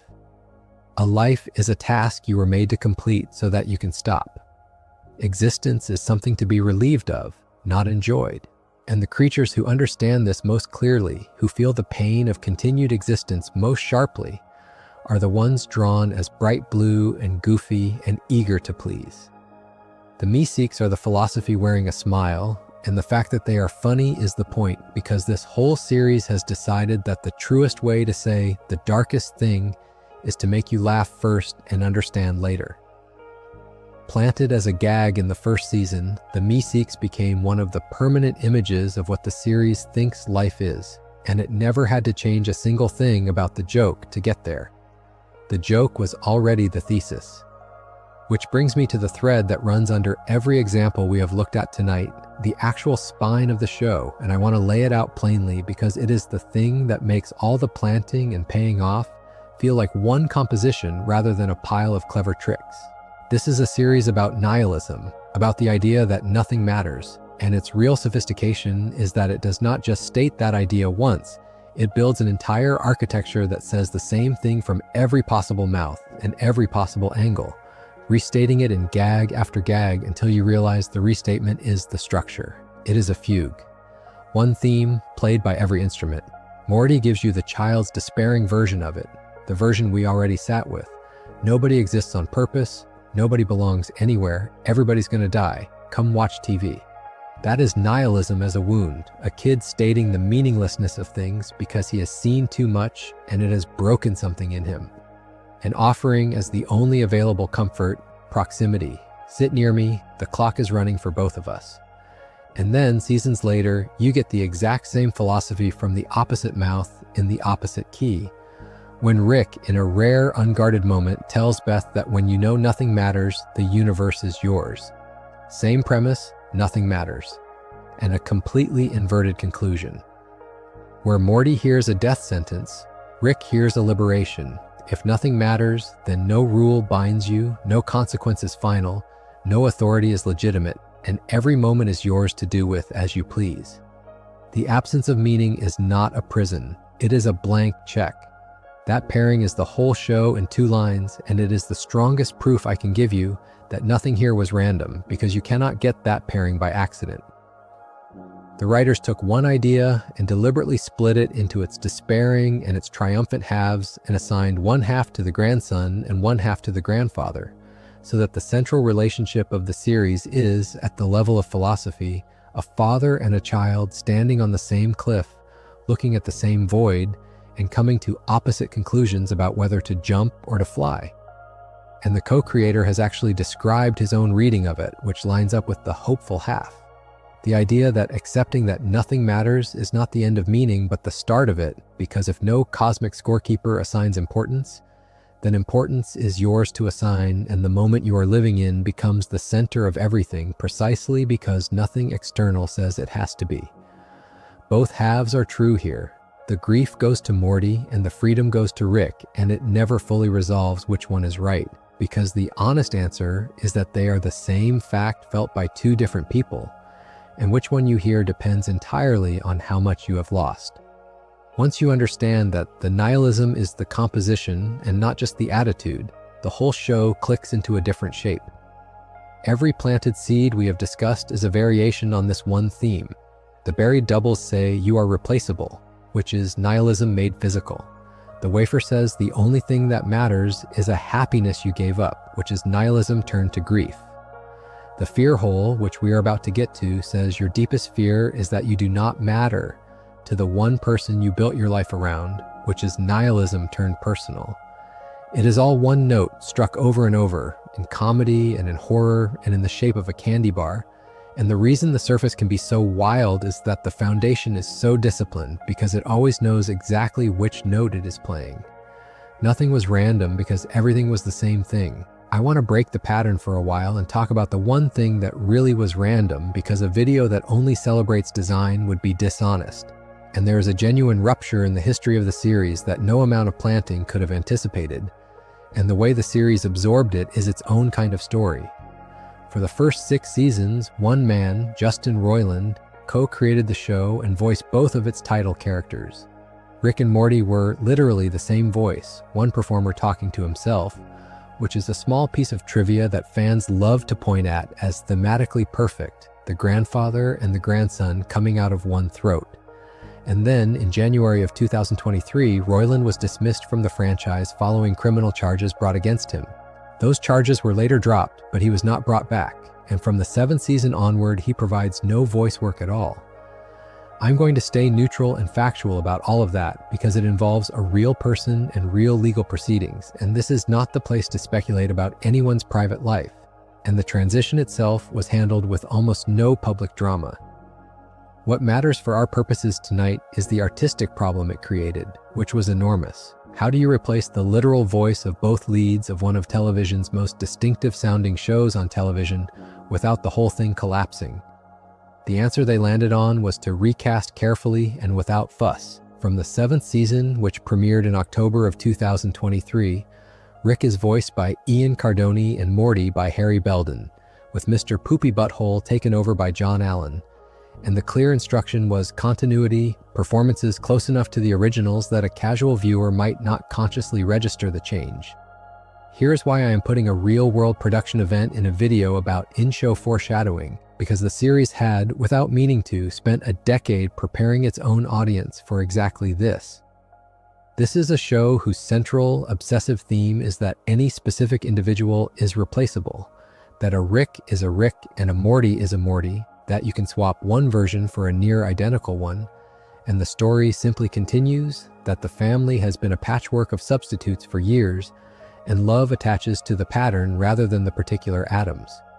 And then life handed it the ultimate test of that thesis, the need to replace the actual voices of Rick and Morty with different origin performers who would slot into the same roles, and its own philosophy was the thing that made it survivable. The fans who had internalized the idea that a Morty is a Morty were, in a strange way, the audience best equipped to accept a new voice for Morty. They had been taught for years that the specific vessel does not matter as much as the role it fills, and then they were asked to believe exactly that about the show itself. I find that eerie, and I do not think the writers planned it, which is the point. This is the one place where I will tell you plainly that something in the history of Rick and Morty was not designed, was not foreshadowed, was not a seed planted for a later harvest. It was a real crisis that arrived from outside the story. And the reason it did not break it is that the series had accidentally spent its whole existence arguing that this kind of substitution is survivable, that identity is a role and not a fixed thing, that the person in the chair can change and the chair remains. The theme was never meant as insurance against a recasting. It just turned out to work as insurance anyway. If you want the cleanest proof that this series understood replaceability better than almost anything else on television, here it is.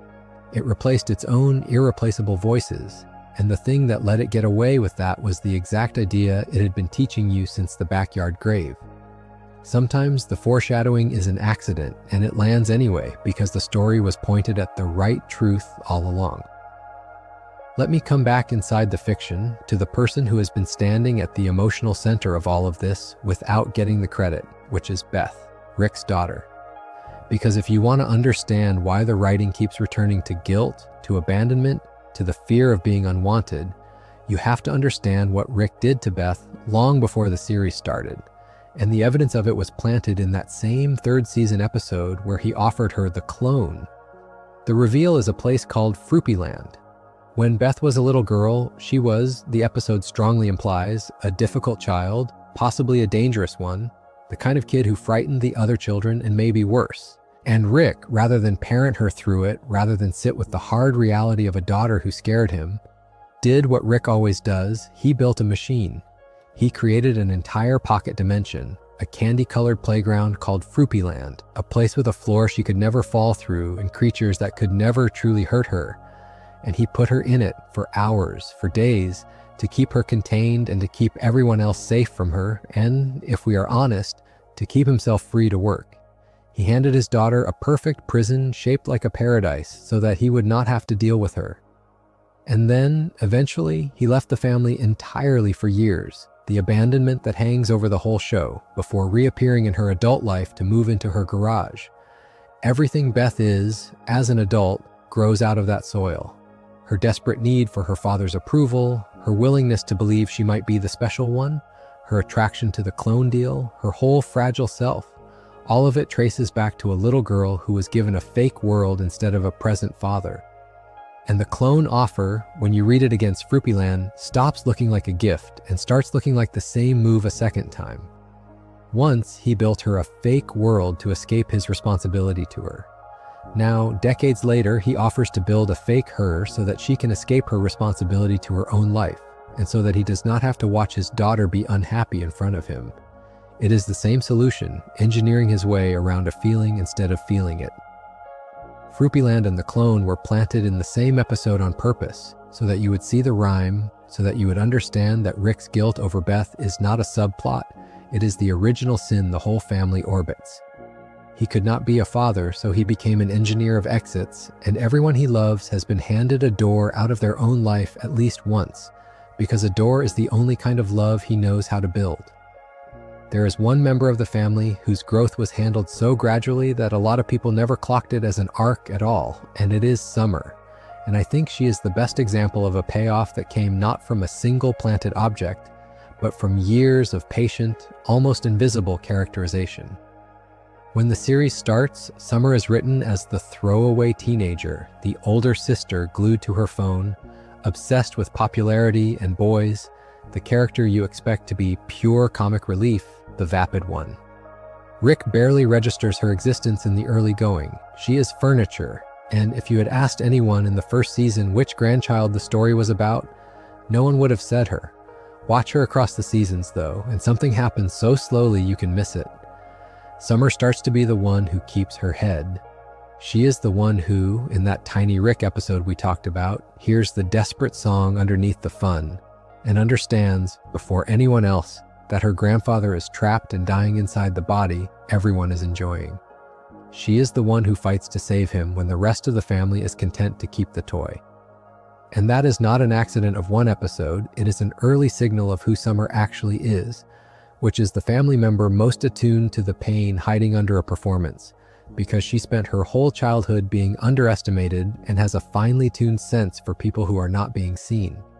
Over time, she becomes someone Rick actually respects, someone he brings along not as camouflage, the way we were once told a Morty is used, but as a genuine partner, someone competent and ruthless and unafraid, who can handle the multiverse on something close to his terms.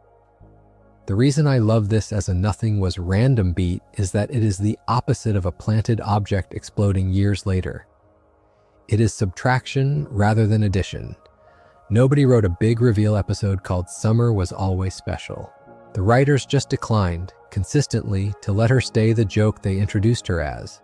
And they added a grain of competence and self-possession every season until one day you looked up and the vapid teenager was the steadiest adult in the house, more grounded than her mother, more capable than her brother, and one of the very few people Rick treats as though her opinion has weight.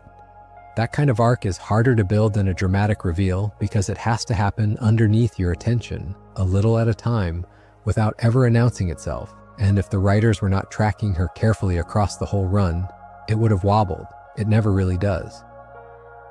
Summer is proof that the design operates not just in the big planted mysteries, but in the slow, quiet accumulation of a person, which is the kind of writing you only notice if you go back and watch her from the start, knowing where she ends up.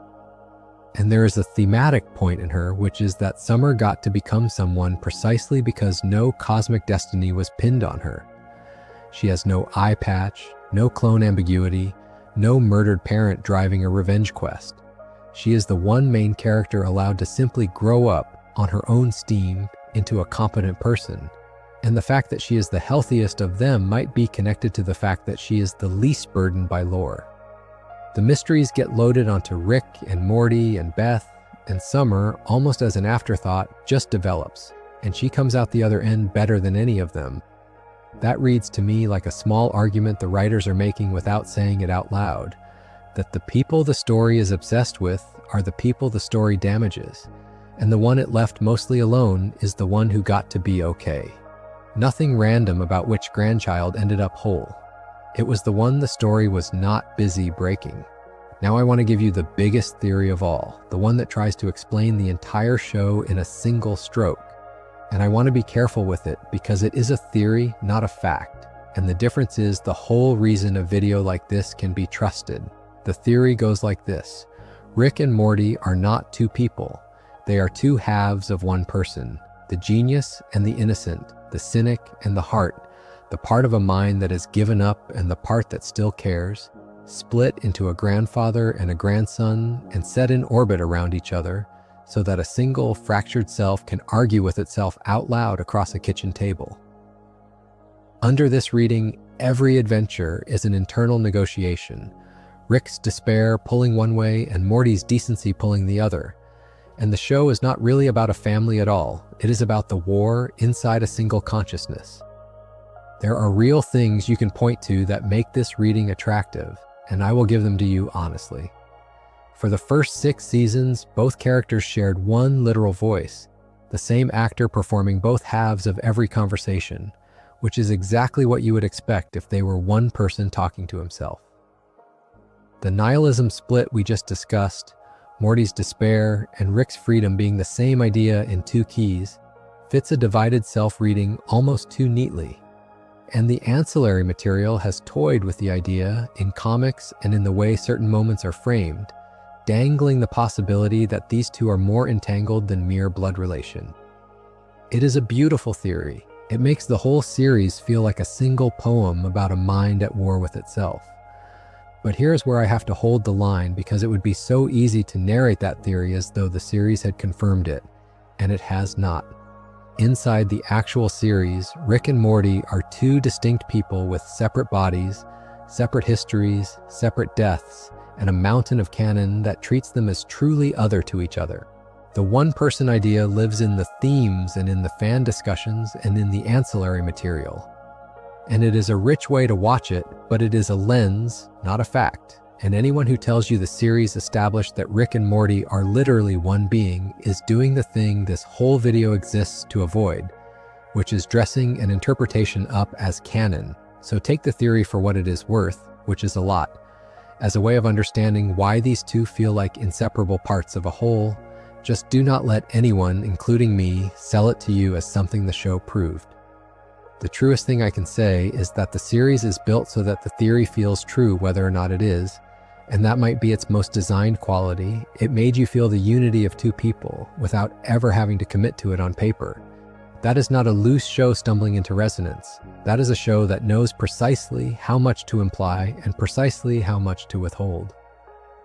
I have been building toward one episode all night because it is the one where every thread we have pulled ties itself into a single knot. And it is also, I have to be honest with you, the one people get wrong the most, including in comment sections under videos exactly like this one. It is the finale of the 7th season, the season without the original voices, an episode called Fear No Mort. And it is about a thing the show calls the fear hole. And before I tell you what happens, I have to tell you the rule, because the rule is the whole reason the episode works and the exact detail people forget.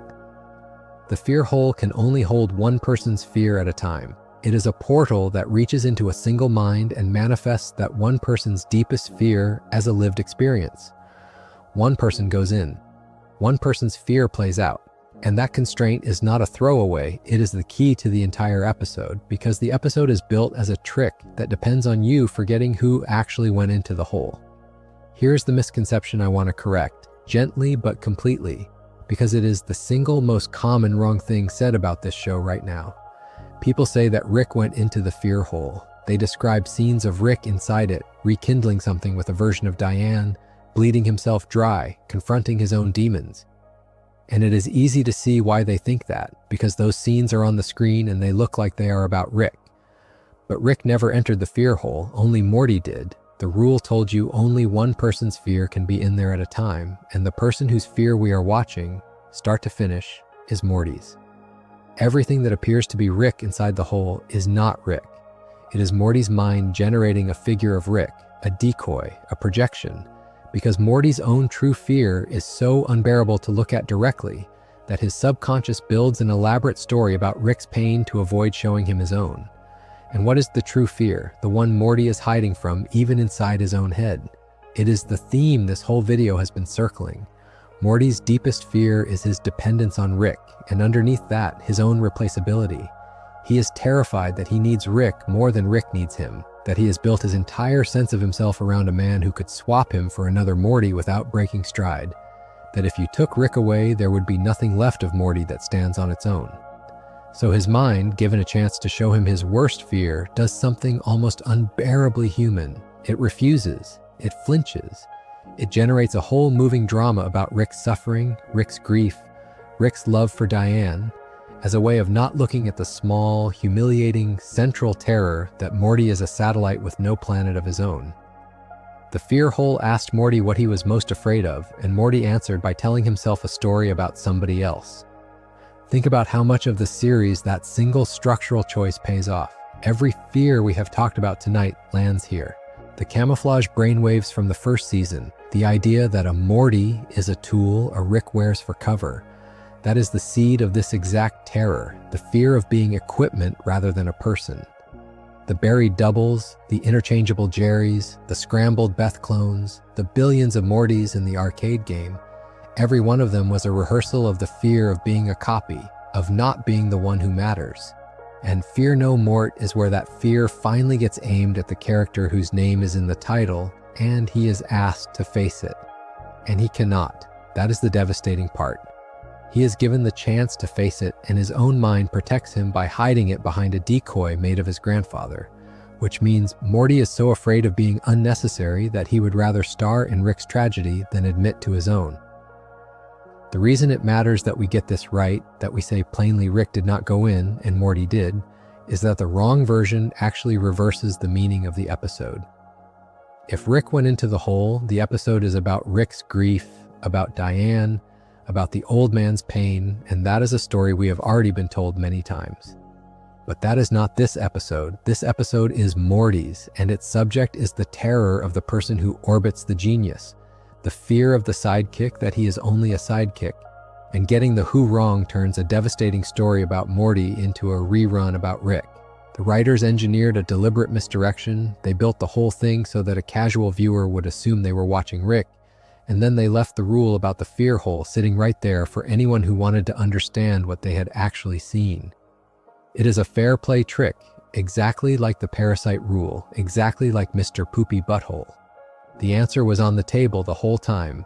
Only one fear fits in the hole, and it was never Rick's. What undoes me about this episode, and I mean that as high praise, is how it completes the emotional architecture of the entire series. For years you were told Rick was the one in pain, the Wubba Lubba Dub Dub, the grief over Diane, the drinking, the vault of erased memories. and you sat with all of that and thought, this is a story about a broken old man. And then, in a late season finale, the camera turns around one more time and shows you that the grandson has a wound just as deep and far more hidden, that Morty has spent the whole series absorbing Rick's worldview and Rick's carelessness and Rick's dismissiveness about replaceable people, and that he has, without anyone noticing, come to believe that he is one of the replaceable people. Rick taught Morty that individuals do not matter, and Morty learned it, and then Morty turned it on himself. And now the boy cannot look at his own fear because his own fear is the thing his grandfather spent a decade teaching him was true. That is the cost of the nihilism, made personal, made specific, made into a child who is afraid he is nobody. So when people say Rick went into the fear hole, they are not just getting a plot detail wrong. They are missing the moment the series finally admitted that the damage runs downhill, that the grandfather's philosophy became the grandson's self-hatred, that its most devastating consequence of everything Rick is was never anything Rick did to the multiverse. It was what he did to the kid sitting next to him. The fear hole is where every debt the story has been running since the first season comes due, and it collects not from Rick but from Morty, because Morty is the one who has to live in the world Rick's worldview built. One person's fear at a time, and the person the writers chose for the knot, for the payoff, for the place where all the seeds finally bloom at once, was the one whose name we say second and whose fear we almost never see. I skipped past something earlier that deserves its own moment because it is a masterclass in how this series plants a truth and then dares you not to believe it. The grief over Diane, the origin of the portal gun, the whole revenge engine that drives the back half of the run, the first time you were ever shown any of that was not in the 5th or 7th season where it paid off. It was in the very first episode of the 3rd season, an episode where Rick is being held prisoner inside his own mind by a Federation interrogator who is digging through his memories looking for the secret of portal technology. And there, deep in the mind prison, the memory flashes. A younger Rick, a wife, a daughter, a loss, the seed of everything. It is the first time you ever see the wound. And then it does the very Rick thing you would expect with it. It refuses to let you trust what you just saw. The whole context of the memory is an interrogation, a scene explicitly about Rick manipulating what his captors, and by extension you, are allowed to believe about him. Rick is a man showing a version of his origin to people he is actively trying to deceive in a situation built entirely around deception, so that the moment you have been given its most important emotional information in the series, you are also given every reason to suspect it might be a fabrication, a story he invented to manipulate the interrogator, a false bottom in a false bottom. You were handed the true origin and simultaneously handed permission to dismiss it as a lie, and then left there for seasons, unsure whether the grief you glimpsed was real or just another one of Rick's cons. This is the thing I keep marveling at because it is such a confident way to plant a payoff. Most shows, when they finally reveal the tragic backstory that explains everything, they underline it, they score it with strings, they make sure you know this is the real one, take it to the bank. Rick and Morty did the opposite. It revealed its most load-bearing emotional fact in the entire series inside a scene designed to make you doubt it, and then it walked away and let you argue about it. And it did not confirm the core of that memory as the true engine of Rick's life until much later, when the Rick Prime material and the Diane material came in and made it undeniable. By then, the payoff had a strange double power because it was not just sad, it was a sadness you had been given years earlier and told not to trust, and finding out it was true the whole time lands differently than finding out something new. You do not just learn Rick's origin, you learn that you should have believed the first time, and that your own trained cynicism, the exact cynicism the show taught you, is what let you dismiss the truth when it was right in front of you. That is the series using its own theme as a weapon on the audience. It spent seasons teaching you that Rick lies, that nothing he says can be trusted, that sincerity is always a setup, and then it planted his one sincere thing inside a lie and watched you do exactly what it trained you to do, which is refuse to believe him. The origin was never random, and it was never hidden either. It was shown to you early and dressed as a con because the writers understood that the cruelest way to deliver a true grief is to make the audience complicit in doubting it. Nothing about that is an accident. It is one of its most calculated pieces of long-form storytelling the series ever attempted, and it worked on almost everyone, including me.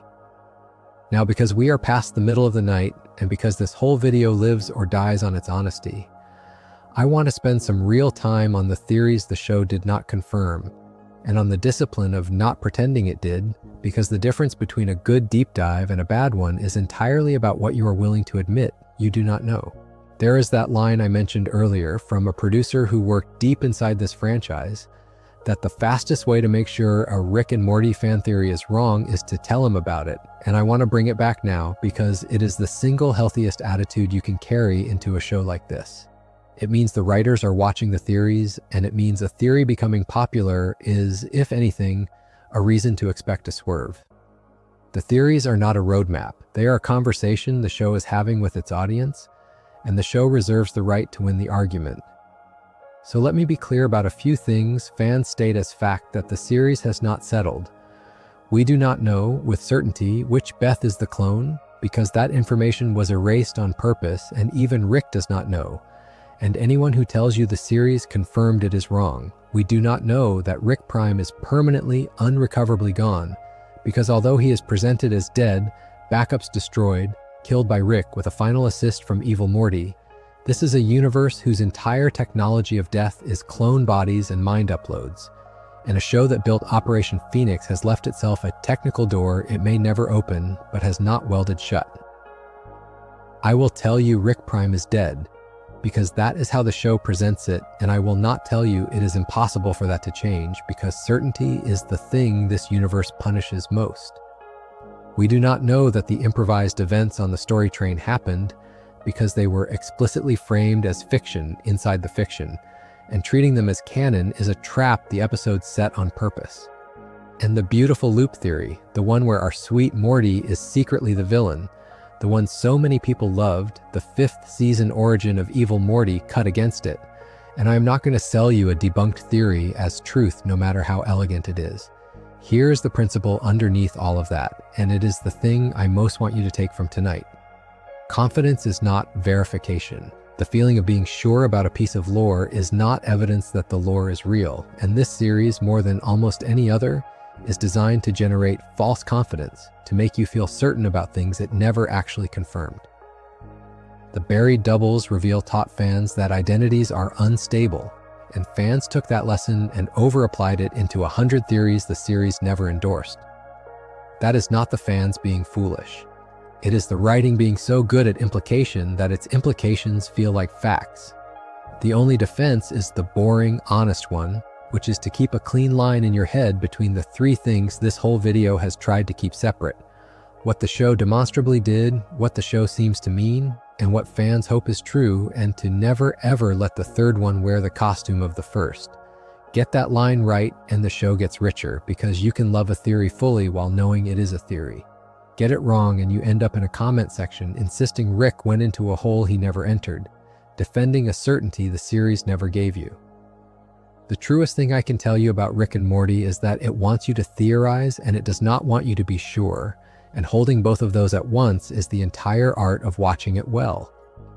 There is a motif running under the whole series that I do not think gets talked about enough, and once you see it, you cannot stop seeing it, which is that this is a show obsessed with watching. Not adventuring, watching. Over and over, the most memorable thing these characters do is sit down in front of a screen and observe other lives instead of living their own. The interdimensional cable, with its infinite channels of other realities, is the family parked on a couch consuming a multiverse rather than exploring it. The goggles in that first season episode are the family watching the versions of themselves who made better choices.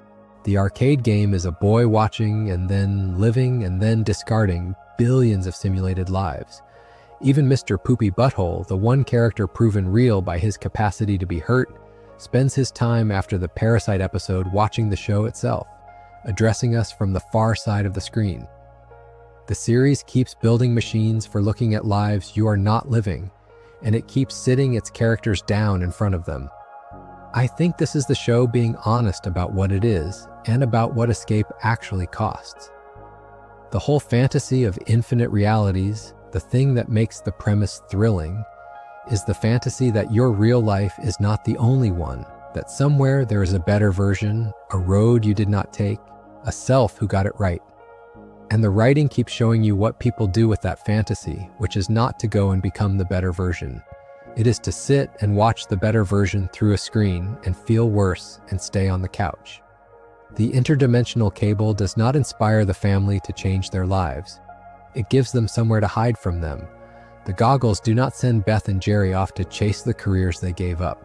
They just show them the wound and leave them staring at it. The multiverse here is mostly a very elaborate television, and television here is mostly a way to be somewhere other than your own life without having to leave the room. And here's the turn that makes it more than clever, because the series knows exactly who is watching it.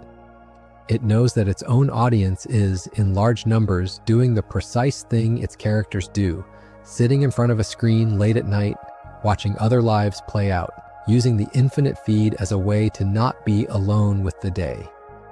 The show about people who escape into screens is itself the screen people escape into.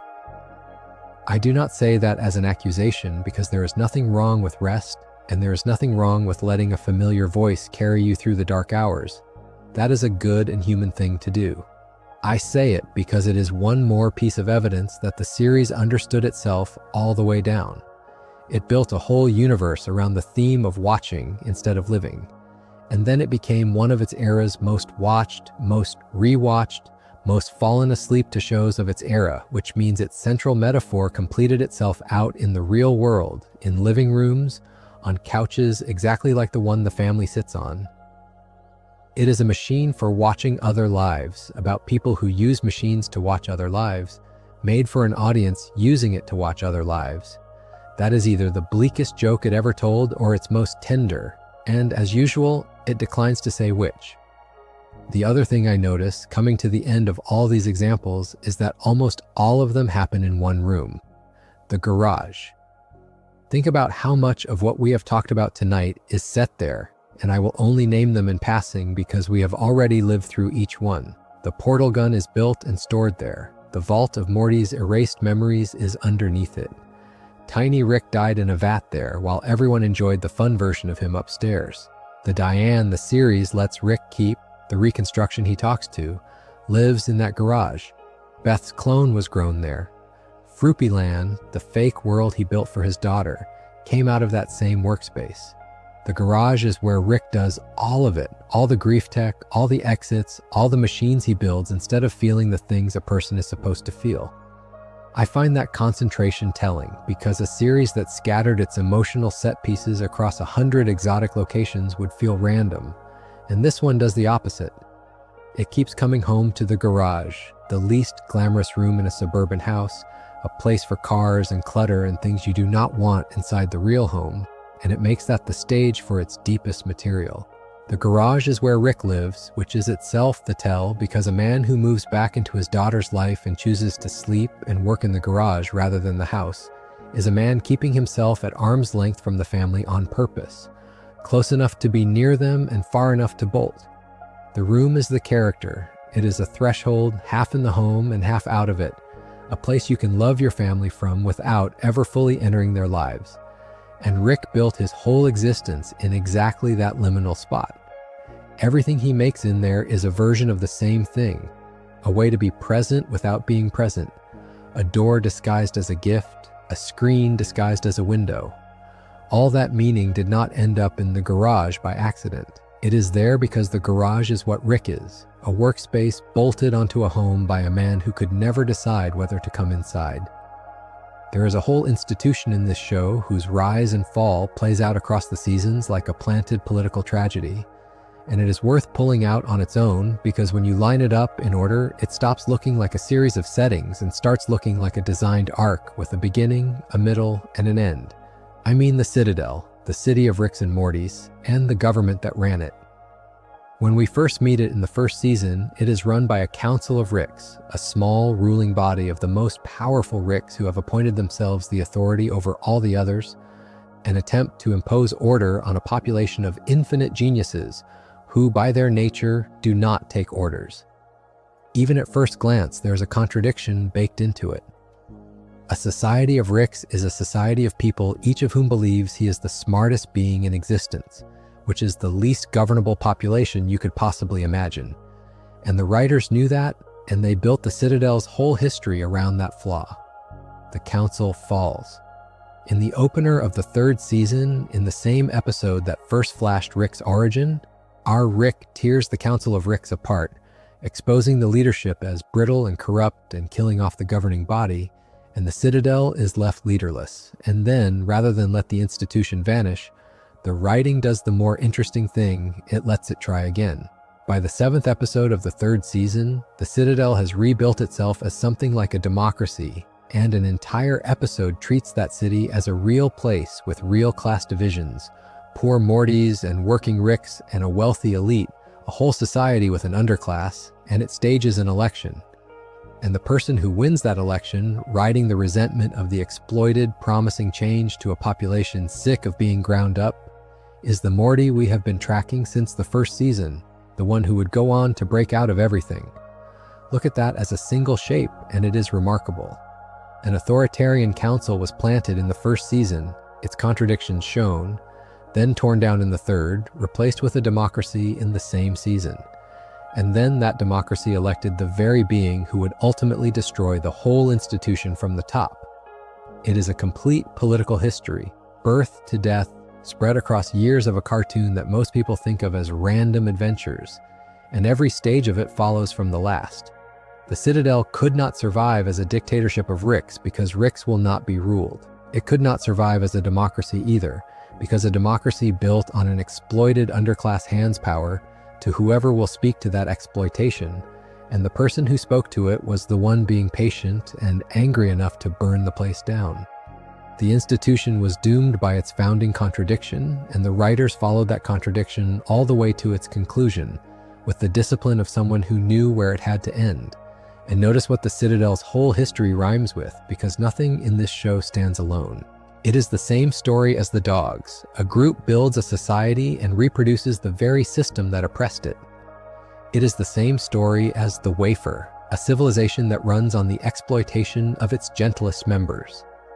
The Citadel is the macro version of every micro-tragedy we have discussed, an entire city built by beings running from the same wound, organized around the same exploitation, doomed by the same inability to love anything more than themselves. The story did not need a city of Ricks to make its point. It built one anyway, and it ran it through a full political life cycle, because it wanted to show you that the thing wrong with one Rick is the thing wrong with all of them at scale, and that a society of men who cannot come inside the house will always, eventually, burn the house down.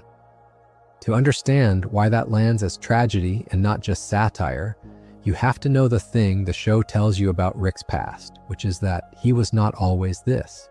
Before the drinking, before the nihilism performance, before he moved into his daughter's garage, Rick was a revolutionary. He fought alongside Birdperson in a war against the Galactic Federation, the bureaucratic empire that eventually annexed Earth. He was a man who believed in something enough to take up arms against a galaxy-spanning government, who had comrades, who had a cause, who put his genius in the service of freedom rather than escape. The proverb-spouting Birdman we met at that first season party was not a random eccentric friend. He was the last living piece of the version of Rick who used to care about the world.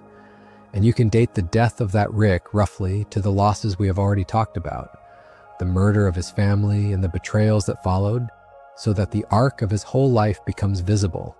A man who once fought for a better universe, who lost the people he loved, who watched his best friend gunned down at a wedding, and who responded by concluding that fighting for anything is a mug's game and that the only rational move left is to treat all of infinity as a toy and feel nothing. There's a single devastating move in the third season opener that demonstrates this, when Rick, having escaped, destroys the entire Galactic Federation, not through some noble uprising, but by hacking their economy, crashing their currency to zero, dismantling a galactic empire as a casual side effect of a personal escape. The young Rick would have called that a revolution. The old Rick does it because it is convenient and then goes to get lunch. Same act, opposite soul.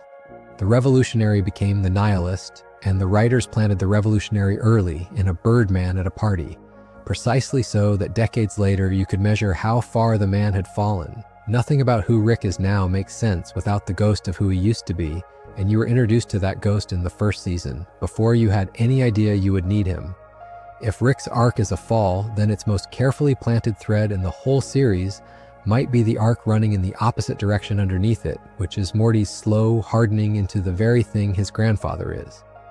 When you meet Morty, he is soft, anxious, decent, a stammering kid who is horrified by violence and wants people to be okay. And across the whole run, he is carefully, patiently having that taken away from him, one adventure at a time, and the mechanism for it was planted early, in the buried bodies and the shrug that followed. Morty learned in the first season that you can walk away from a ruined world and bury your own corpse and keep going. And he has been learning versions of that lesson ever since. Trace it and it is chilling. This is a kid who has, over the seasons, watched himself do monstrous things and survive them, who has a whole vault of erased traumas under the garage precisely because he could not carry what he had done, who learned in a video game that he could spend billions of copies of himself like loose change to get what he wanted, who has killed and lied and manipulated and come out the other side a little more able to do it again. Morty was not made darker in one big villain origin episode, because that is not how corruption works.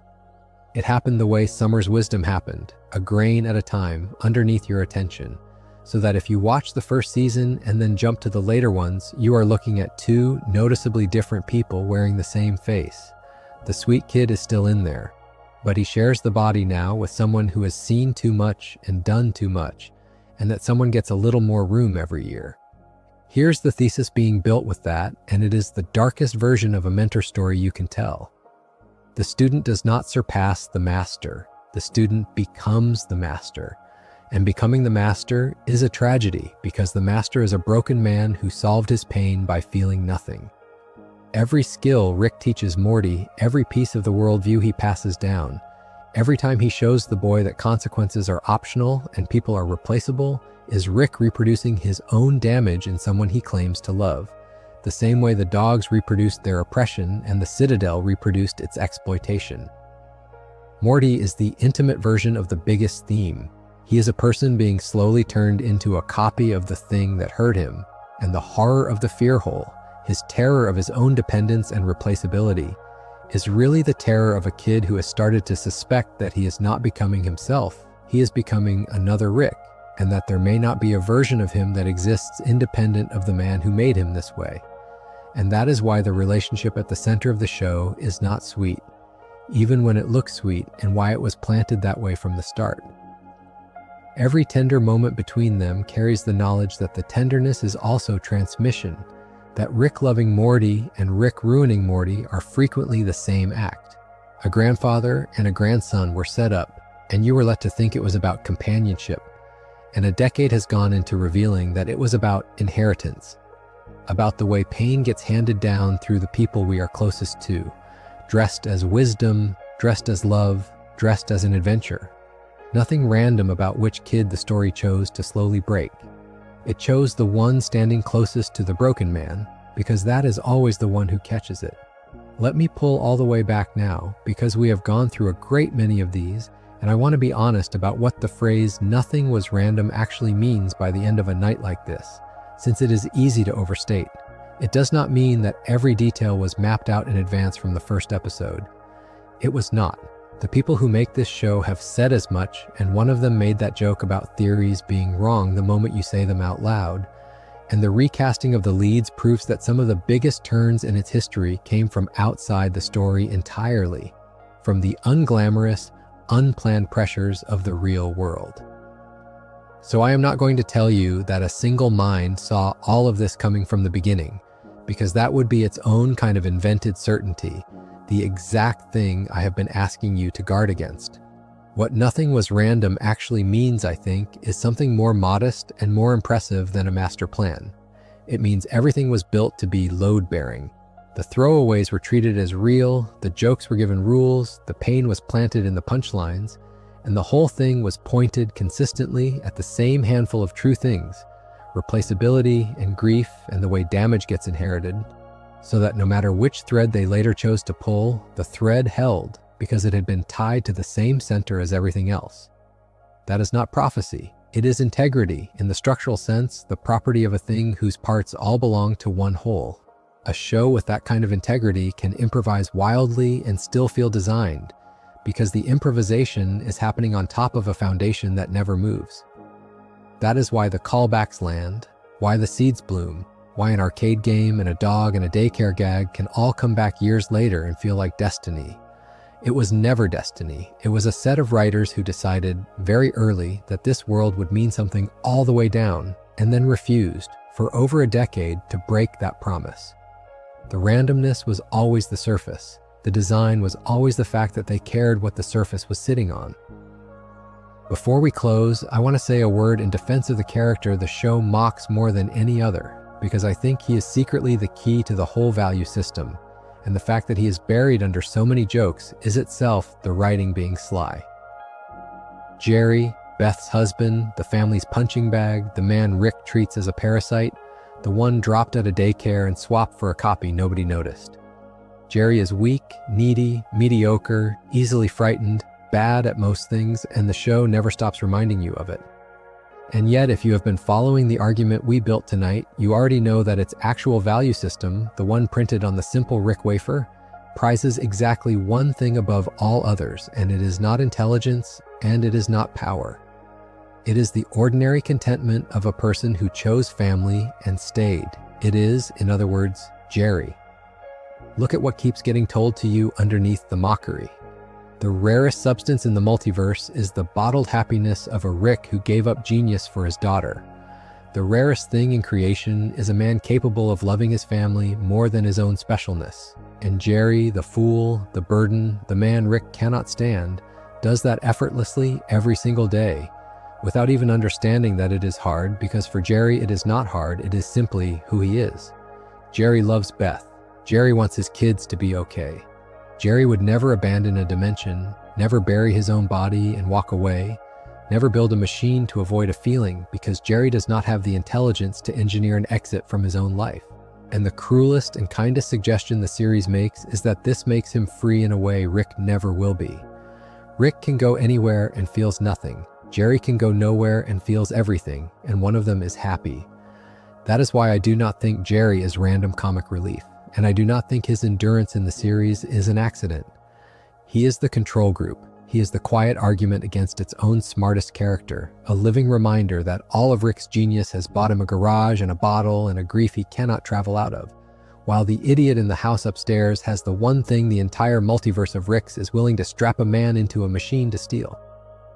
Every time Jerry gets humiliated, there is also, underneath, a question being put to you, which is whether you are sure you know who the loser in this family actually is. The smartest man in the universe is miserable. The dumbest man in the house is loved and loves back. That contrast was set up on purpose in the first season, and it is never once resolved in Rick's favor because the show does not believe intelligence is the thing that makes a life worth living. And it has been telling you so through Jerry the whole time. And there is one more turn, which is that you are not allowed to feel superior about this either, because Jerry's contentment is real, but it is also partly ignorance, a happiness available to him because he does not see the void the way Rick does. And the writing will not pretend that not seeing the void is a virtue. So you are left, as usual, unable to fully land on either side. Rick sees everything and suffers. Jerry sees little and is content. Which one is living correctly? There is no answer offered, and that refusal is the honest move it could make. Because there is no answer, there is only the choice each of us makes about how much truth we can hold and still get out of bed. Jerry chose comfort. Rick chose clarity. The Wafer says comfort is worth more. Rick's whole life says he cannot bring himself to believe that, even though the evidence is sitting across the dinner table from him, happy, oblivious, and impossibly, infuriatingly fine. That is where I want to leave the examples on the fool who might be the wisest one in the house, because it is the perfect illustration of everything we have talked about. The deepest belief in this show was hidden inside its most disposable character, exactly the way a cry for help was hidden inside a catchphrase and a thesis inside a candy bar. Nothing random, just patient. just waiting for you to look at the man everyone laughs at and wonder why he is the only one at the table who sleeps well at night. And that contrast, the miserable genius and the contented fool, was never stated more plainly than in a single image the show gave you all the way back in the second season, an image I have been saving for the end because it holds everything together. There is an episode where Rick reconnects with an old flame, a vast hive mind entity called Unity, a being made of thousands of assimilated minds, and for a while it is the closest thing to a real relationship he has been allowed to have. Two entities who understand each other's appetite for control and escape. And then it ends, the way everything Rick loves ends, with the other party recognizing that he is bad for them and leaving. Unity writes him a goodbye, a note explaining that around Rick they lose themselves, that they become part of him and disappear, and then they are gone, and Rick goes home alone. It is a strikingly grown-up reason to leave someone, not that he is cruel, but that he is a kind of gravity, and the closer you get, the less of yourself you keep. That note is one of the truest things anyone in the family ever says to him, and it comes from a creature made of borrowed people. What he does when he gets home is the darkest thing the show had shown up to that point. And it did it without a word of dialogue, in the garage, of course, where all of his real feelings live. He assembles a device, he tests it on a frozen creature to make sure it works, and then he sits down and points it at himself. And the only reason he is alive the next morning is that the alcohol takes him first and he passes out before the machine can finish. It is not underlined, nobody finds him, there is no conversation about it, nothing is resolved. You simply watch the smartest man in infinite universes, having lost one more person he loved, calmly decide he did not want to continue, and then fail even at that because he was too drunk to stay awake for it. And then, this is the part that seals it, the episode pulls the camera back from Rick passed out at his workbench, alive by accident. And outside in the morning light, it shows you Jerry, cheerfully doing yard work, whacking the weeds in the driveway, perfectly content, completely unaware that his father-in-law nearly ended his own life in the next room an hour earlier. That single frame is the entire show. On one side of the wall, the genius who can go anywhere, alone, drunk, and done. On the other side of the wall, the fool who can go nowhere, humming to himself in the sun, happy.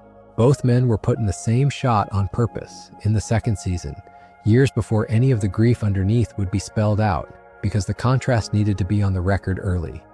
The despair was never a late series retcon. It was planted in a wordless image in the second season, a suicidal grandfather and a whistling son-in-law separated by a single wall, and you were trusted to remember it when the rest of the picture finally arrived. I keep coming back to that image because it is the whole argument of tonight compressed into one shot. Nothing was random. The writers knew in the second season exactly what this was about, and they told you without dialogue, without emphasis, by simply framing the two men correctly and letting you feel the wall between them.